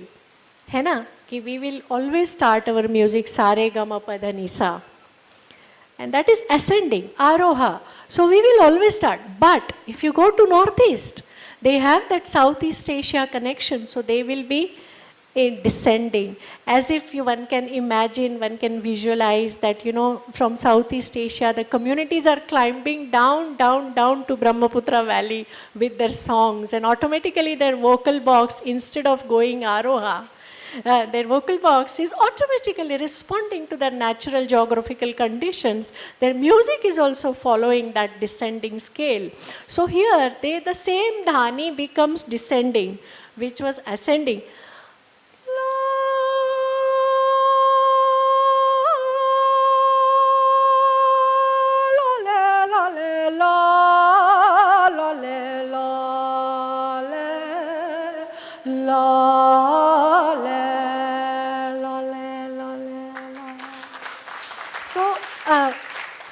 here what they were doing is sa ni pa ma ga ma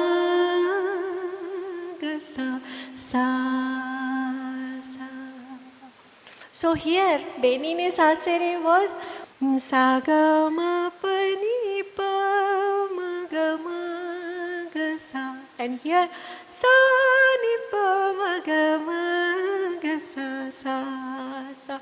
So even if it is universal, the scale is universal, but still it has that kind of very deep and direct connection with nature. So their understanding, is phenomenal, is actually beyond words. So I wanted to make these 2 points where their relationship with nature and their relationship with time, these 2 things. So let's go, and now let's break away from that myth again. And she also did it wonderfully well, that she said that it is appearingly, Kalyani said that it is appearingly, it is very simple and easy, but you actually go inside the circle and when you dive in, you understand how complex it is. So when we listen to now we'll go to slightly the southern central belt, Bastar, where the Gond Adivasis are there, southern Chhattisgarh, and also the Gadchiroli. So I did not pay any attention, but when I start paying the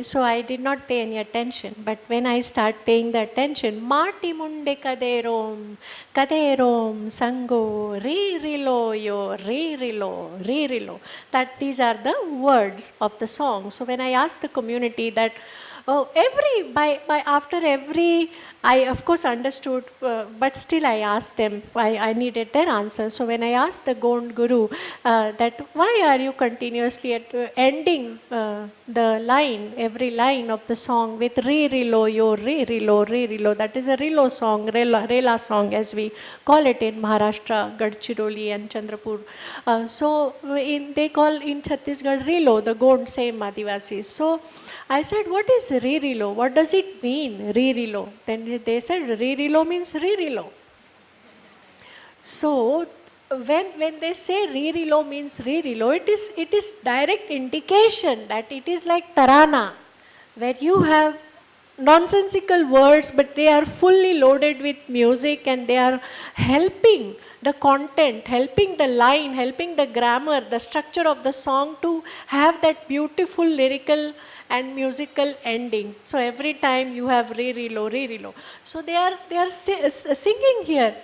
Re-rilo, re-rilo, re-rilo, rilo, re-rilo, rilo.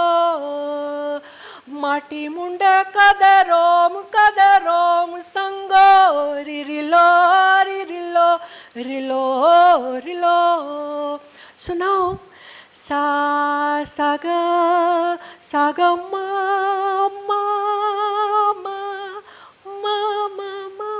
ga, sa. So here, as somebody, some pandit, who would say कि दो मध्यम साथ में लेना बड़ा मुश्किल होता है. But when these women are singing so effortlessly and with great ease, naturally, they are taking those 2 madhyams, one by one after the other, and which we call, of course, the communities won't name their swaras. They would just say that मैं बस मेरे मन से गा रहा हूँ. It is that community consciousness. It comes to them through that whole collective consciousness of the community through generations, and therefore their ancestors are their gods, because it is the source of knowledge. It's not only the source of being, but the source of knowledge is also in oral tradition. Why ancestral knowledge is so important? Because it is actually the base of your survival. You are surviving through your ancestors, and hence when they play around the time, they think of themselves as ancestor. Hamare andar pitaji aaye hai, like that. So there is this logic, there is this reason why these women are singing so naturally and so effortlessly, and taking those 2 madhyamas and giving that raw material, making it available for the margis or for the classical traditions. So now from central India and northeastern India and western India, when we go to when we go to the Himalayan ranges, what happens to their vocal folds, vocal structures, and how actually, if you know, right from Greece to Spain, all the nomadic communities they kept, and from Iran, they kept coming in through the Himalayan ranges, and they stayed back in Himalayan belt. So here in Kulu, this Sarla Chambialji, she met me around 5 years back, and then she was 75, 77, and then she sang this song which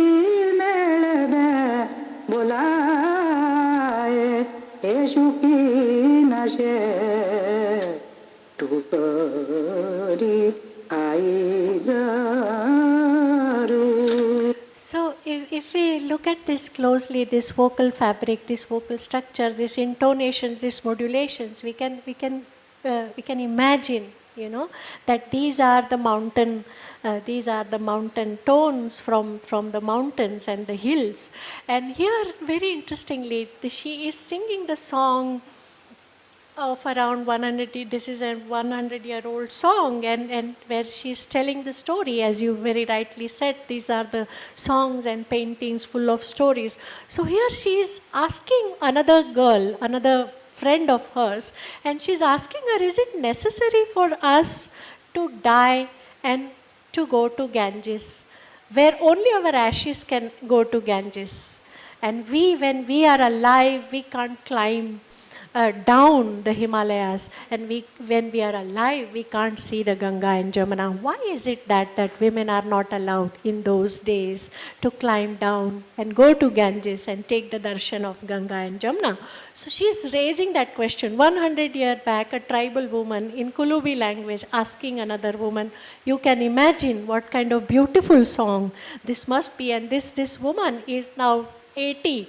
So she must be singing this song for almost like 60 years. So she's saying that then the girl, the friend, she tells her, we can always say no to this custom. We can always pack the sukhi roti. We can always hold each other's hands tight, and without bothering about anybody, quote unquote males in our families, we can always, because when we are alive. So this is that innate wisdom, what we are talking about, that what is that tribal wisdom? Again, this is a very problematic word, this tribal and all, because we are all communities. At some point in time, we all have been communities, but then our ancestors decided to, move ahead with the agrarian society, and they wanted to have that structure, agrarian structure, which had the idea of money, an idea of wealth, an idea of marriage, an idea of a male-centric society. So all these things we adopted, and we became what we are today. But organically, some communities decided not to deviate to the agrarian world, and they wanted to stay back in the natural premise where they were till the British came, and then the whole thing started.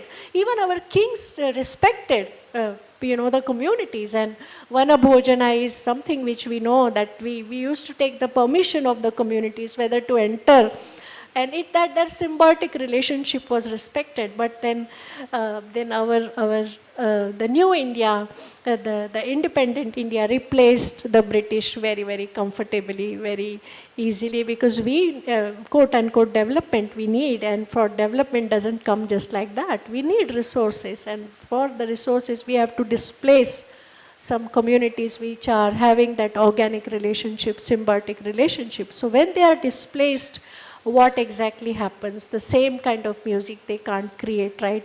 So when they are saying that Beni ne saha, sir, please stop me because I can go for whole night.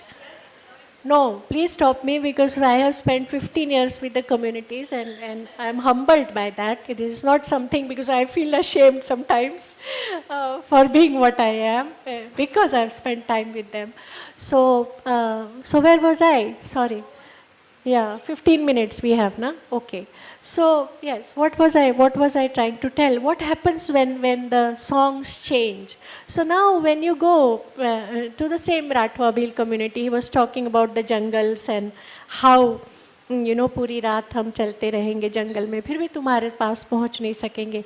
So now they are saying रोडे रोडे furrow Beni एकल आना furrow Beni रोडे मारुति आवे. So when I asked कि भाई भगवान भी आ गए, you were continuously in the folk religion, you did not. But अब तो हमें पता है some of the tribals have been converted into Hindu, some of them are converted into Muslims, like the nomadic tribes like Langas and Manganiyars, they all have become Khans, right? During the Turk and Mughal invasion, they adopted Islam. So the nomadic tribes, DNT tribes, they became Khans. Then the southern belt of India and northeastern belt of India is Christianized. We know the communities are Christian. But here they were saying की Maruti. So I thought की आपला मारुती देव म्हणजे आता परत त्याचंही गाणं लोक गायला लागले. So what about your own folk religion, like natural religion, where you did not believe in that kind of cult or a particular sect? So what is that Maruti Bhagwan doing here? They said no, Maruti is car. रोडे रोडे furrow Beni ये Kalana furrow Beni रोडे मारुति आवे टक टक तिम टक टक तिम टक टक तिम टक टक रोडे रोडे फरो बेनी ये कलाना फरो बेनी रोडे मारुति आवे रोडे रोडे फरो बेनी ये कलाना फरो बेनी रोडे भाई बंदावे. So this is a new song. So what does it mean? So they are telling the daughter of the community that you beware of the loafers coming in Maruti from the city. And what will happen if you leave the jungle and if you go on the road? This is quite metaphorical because road serves that metaphor. What we have become and of our older self we have deviated from our older self, and what we have become today, the road becomes that metaphor in their songs. So they are saying that rode rode pharo beni ekalana pharo beni rode maruti ave rode bhaiband ave. So if you actually leave your organic existence, you are going to be manipulated, you are going to be hybridized, you are going to be robbed in not only physically but also spiritually. So these are the songs, not only this kind of song, but I don't remember the tune of that song, but it means something. Road ને આપા હું રહું છું અને સામે બંગલોએ બંધાય છે. So what happens to the displaced? What happens to the communities who are displaced? Their jungles are gone, their lands are gone, their water is gone. They become actually the laborer. In city, and all our houses, malls and multiplexes are being built by the communities, and they actually become the laborers. So when they sing about that, they say that on this side of the road there is this hut which I have built for myself. In the center there is this road, and other side of the road there is this bungalow which I am constructing. But you know what? On this road in between there is a lot of dust. There is a lot of dust and I can't see anything. I can't make any kind of meaning out of this. Can you explain, my brother? This is the question they are asking. So it is not about that kind of romanticization of tribal music, they are exotic, they are the jungle dwellers. It's no more the reality. So let's stop romanticizing this and let's face this harsh reality. And as we say that kya kare, traffic mein phas gaye, we are stuck in traffic. We are not stuck in the traffic, we are the traffic. So similarly when we talk about this tribal issue, kya ho gaya na unke sath, no, kya ho gaya hamare sath. It's not like that. So their songs are, becoming. So slowly their metaphors are changing. They will be singing the songs like Wrong Number. So what happens that even if they don't have school, they don't have homes, they don't have medical facilities, they don't have anything, but the mobiles will be sent to. There will be no network, but still the mobiles will be there. So when there is no network, many of my tribal friends, they give me a time कि 5 बजे मैं वो tower के नीचे जाके खड़ा रहूँगा प्राची बहन, तब कॉल करना, तभी लगेगा. So you don't have the network, but still you have those instruments, free. That free SIM cards you have. So what happens? Then they saying wrong number. Again becomes the metaphor, and wrong number, they say that, wrong number, game ta lagi jai wrong number. So they would be saying that, there is this wrong number happening around us. And this wrong number could be any. So that you are trying to call your girlfriend, but you might end up calling police. Or her father could be a police. Or maybe a father-in-law is very wrongly calling the daughter-in-law. So that is also the kind of wrong number. So everything. So this is the changed world of the tribal, changed world. So not like Biklaji is perhaps, or Sarla Chambyal is perhaps the last people of the lost generation, the lost music. So on that note, I would just like to take you to Dimasa and speak something about the rhythms of and how complex they are, how complex the mind of the communities is. And there are some dancers with us, so if we could just, explain how many beats they are playing here. That would be my question to the community here, and we will try to see.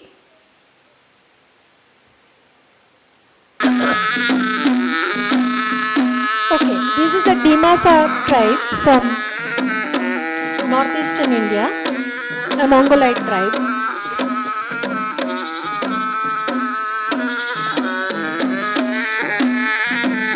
This is Khram.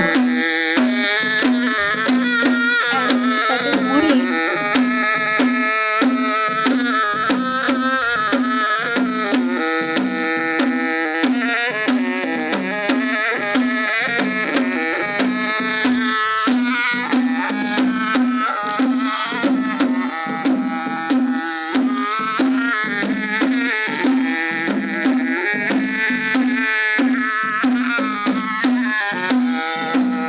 Okay, anybody? I played it for a while, so anybody could make out that how many beats. Just for a few seconds, I'll play again, huh? This is Muri.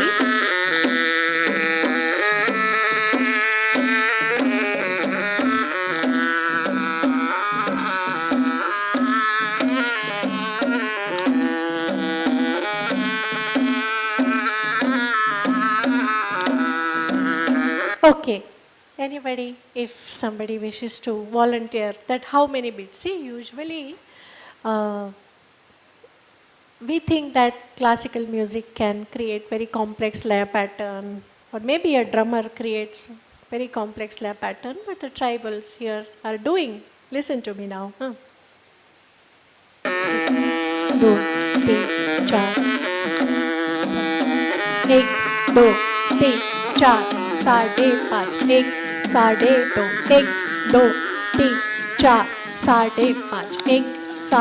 2, 1, 2, 3, 4, 5, 1, 2, 1, 2, 3, 4, 5, 1, 2, 3, 4, 5, 1, 2. How many? 5.5 and 2.5? How many? 8. So when it comes to 8, our mind very easily, divides it. 4 plus 4 or 2, 2, 2, 2, that is 8 for us, that standardized kind of mind we have become. But here, such a complex combination, 5.5 and 2.5. But 5.5 and 2.5, they are playing with such great ease, as Kalyani mentioned, that things are they play it so simply, so easily. But when you try to jump in, it becomes very difficult. And the last number about the Paniyas, because I have to take care of the southern belt also. where the Paniyas, what is the Paniya community? Paniya also one can call, or Paniya also one can call. So what is the meaning of Paniya, you know? So Paniyas are, the meaning is Kamgar, the laborer.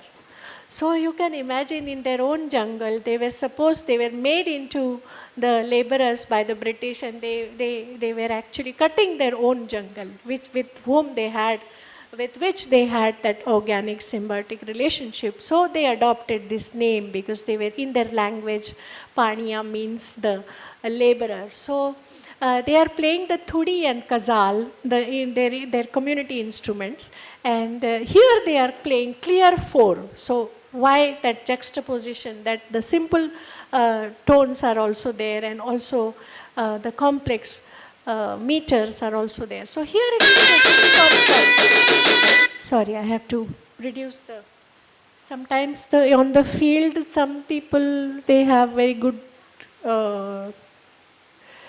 cameras, so it has that.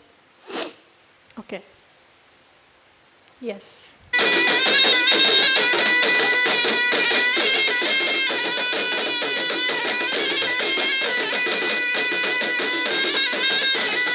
So it's very hot in Kerala, so obviously very less clothes, and lungi, mundu will be there, and whatever wood is available in the jungle, they will create the instruments. And this is kazal, and this is thudi. 1, 2, 3, 4. 1, 2, 3, 4. Takkadim, takkadim, takkadim. So here they are actually, this is some kind of procession music they are trying to play. So to conclude, I would like to tell you a story of Yale University. All of us, we know where is Yale University. It is in Great Britain, UK. So who is this Mr. Yale? Why was this whole university named under his name, Yale? Yale was actually the British wood contractor who went to the jungles in India, and he made those, the inhabitants, those communities, those tribals, those people, Adivasis, who they had the relationship with jungle, he converted them into the laborers. He made them cut their own jungles and took that entire wood to the Great Britain on the ship, and to honor him, the entire university was built with the same wood, and to honor him, that university was named as Yale. So I stop here. Thank you so much.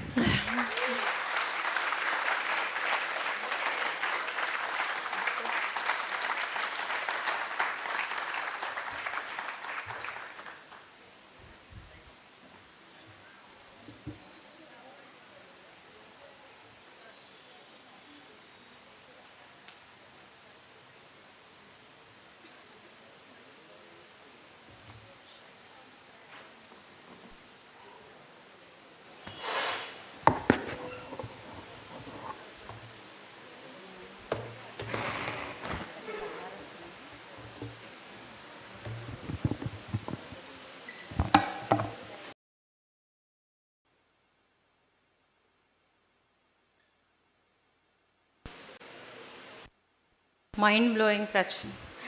Thank you.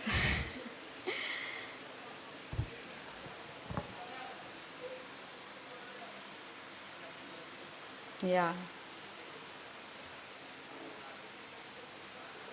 Oh shit, there is my page upon.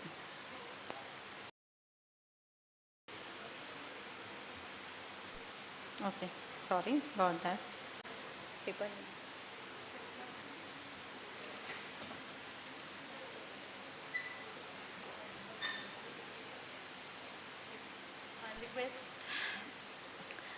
I'll request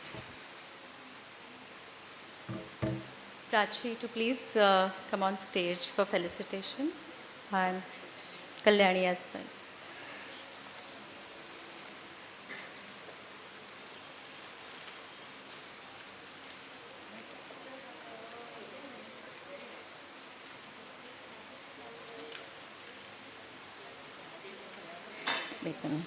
I'll request ISOLA Secretary, Pan India, Devyani Deshmukh, honorary.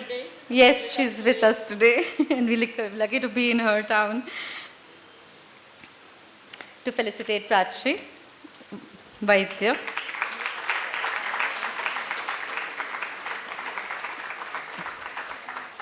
I request Maharashtra ISOLA Chapter Chairman Shruti Humne to felicitate Kalyani Mujumdar.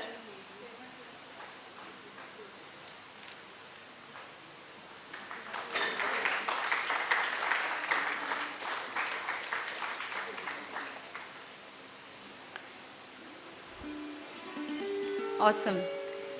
Thank you. Really gratitude to both of you for a wonderful evening. With so much in our baskets, where do we go from here? All that we've seen, heard so far will only raise more questions. What now? Where to from here? Can we urban tribes borrow, apply from what we absorbed in here? While our lives are shifting towards spending maximum hours in air-conditioned glass boxes, either static or mobile, can we find the bond between nature and us? Do we live in sync or tandem with our environment? What is our sense of place? We are thrilled to announce a competition as a sequel to this session today, Topophilia. Topos means land and philia means the love of.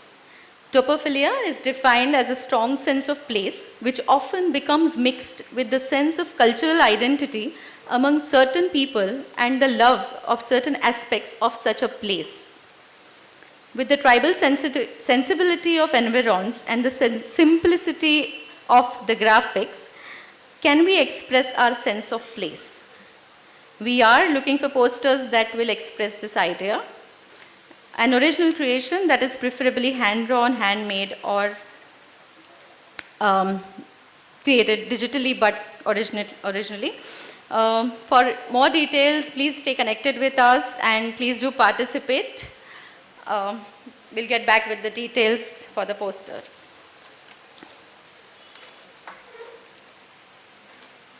With that, we come to the closure of today's events, and before we wind up everybody's waiting for dinner. So I'll request Dhanashri Kulkarni, ISOLA Maharashtra Chapter Treasurer, to please come and do a vote of thanks.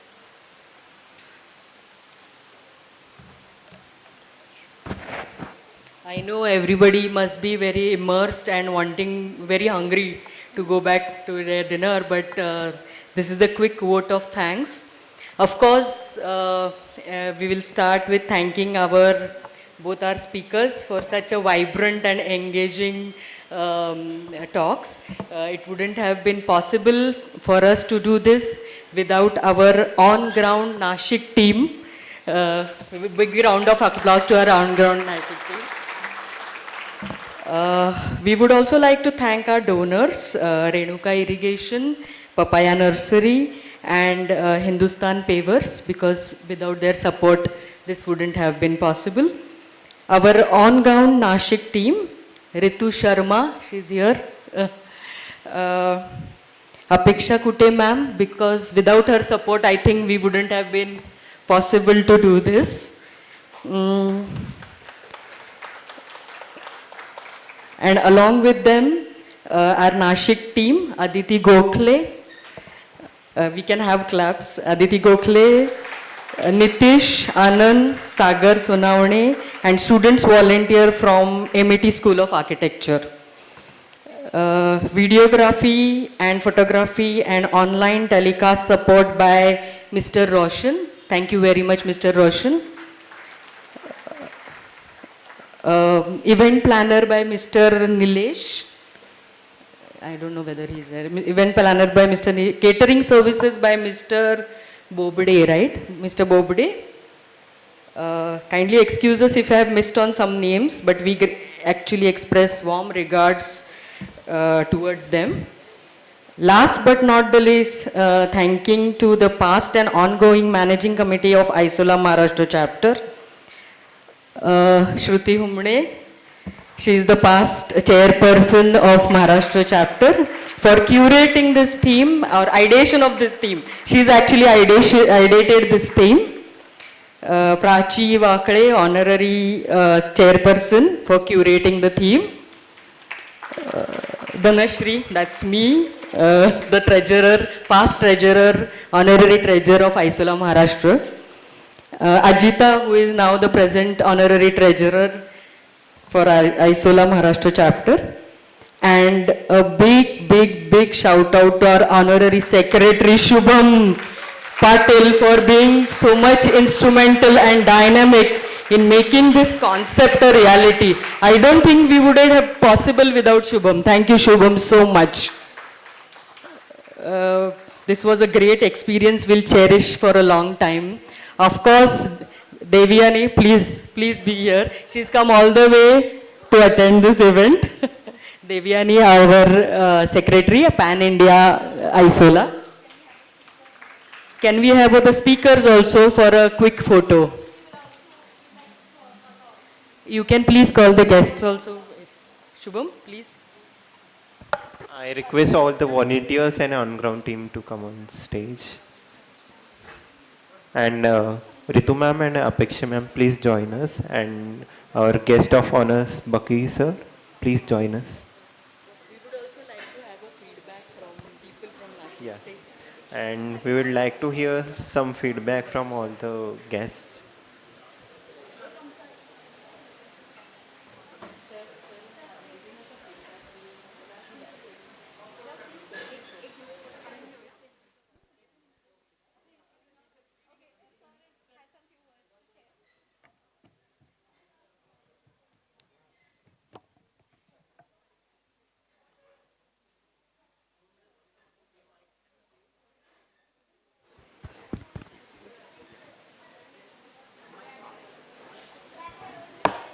Yeah.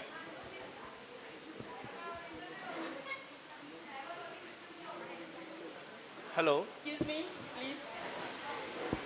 A few days back, Ritu spoke to me, asking me to be, I don't know why, to be guest of honor. I really don't understand what it means. But after coming over here, to be very honest, I am completely humbled. I mean, I know of, like whenever when you were speaking or when she was speaking or presenting, I mean, both the speakers together, I've always been talking about light. And you spoke about music, you spoke about art, and we start playing with light. And the spaces create those light, because light, otherwise the sun is always around. So how do you manifest these, like the light? And I was completely connected to it. I recall a dialogue between B.V. Doshi sir and Pandit Bhimsen Joshi. And both of them trying to, one talking about space and how music helps in creating that space, and the other talking about music and how space helps in creating the same. So I think it was a fabulous thing. I would have missed it. Ritu, thanks again. Again, where are you? Thanks. Thank you.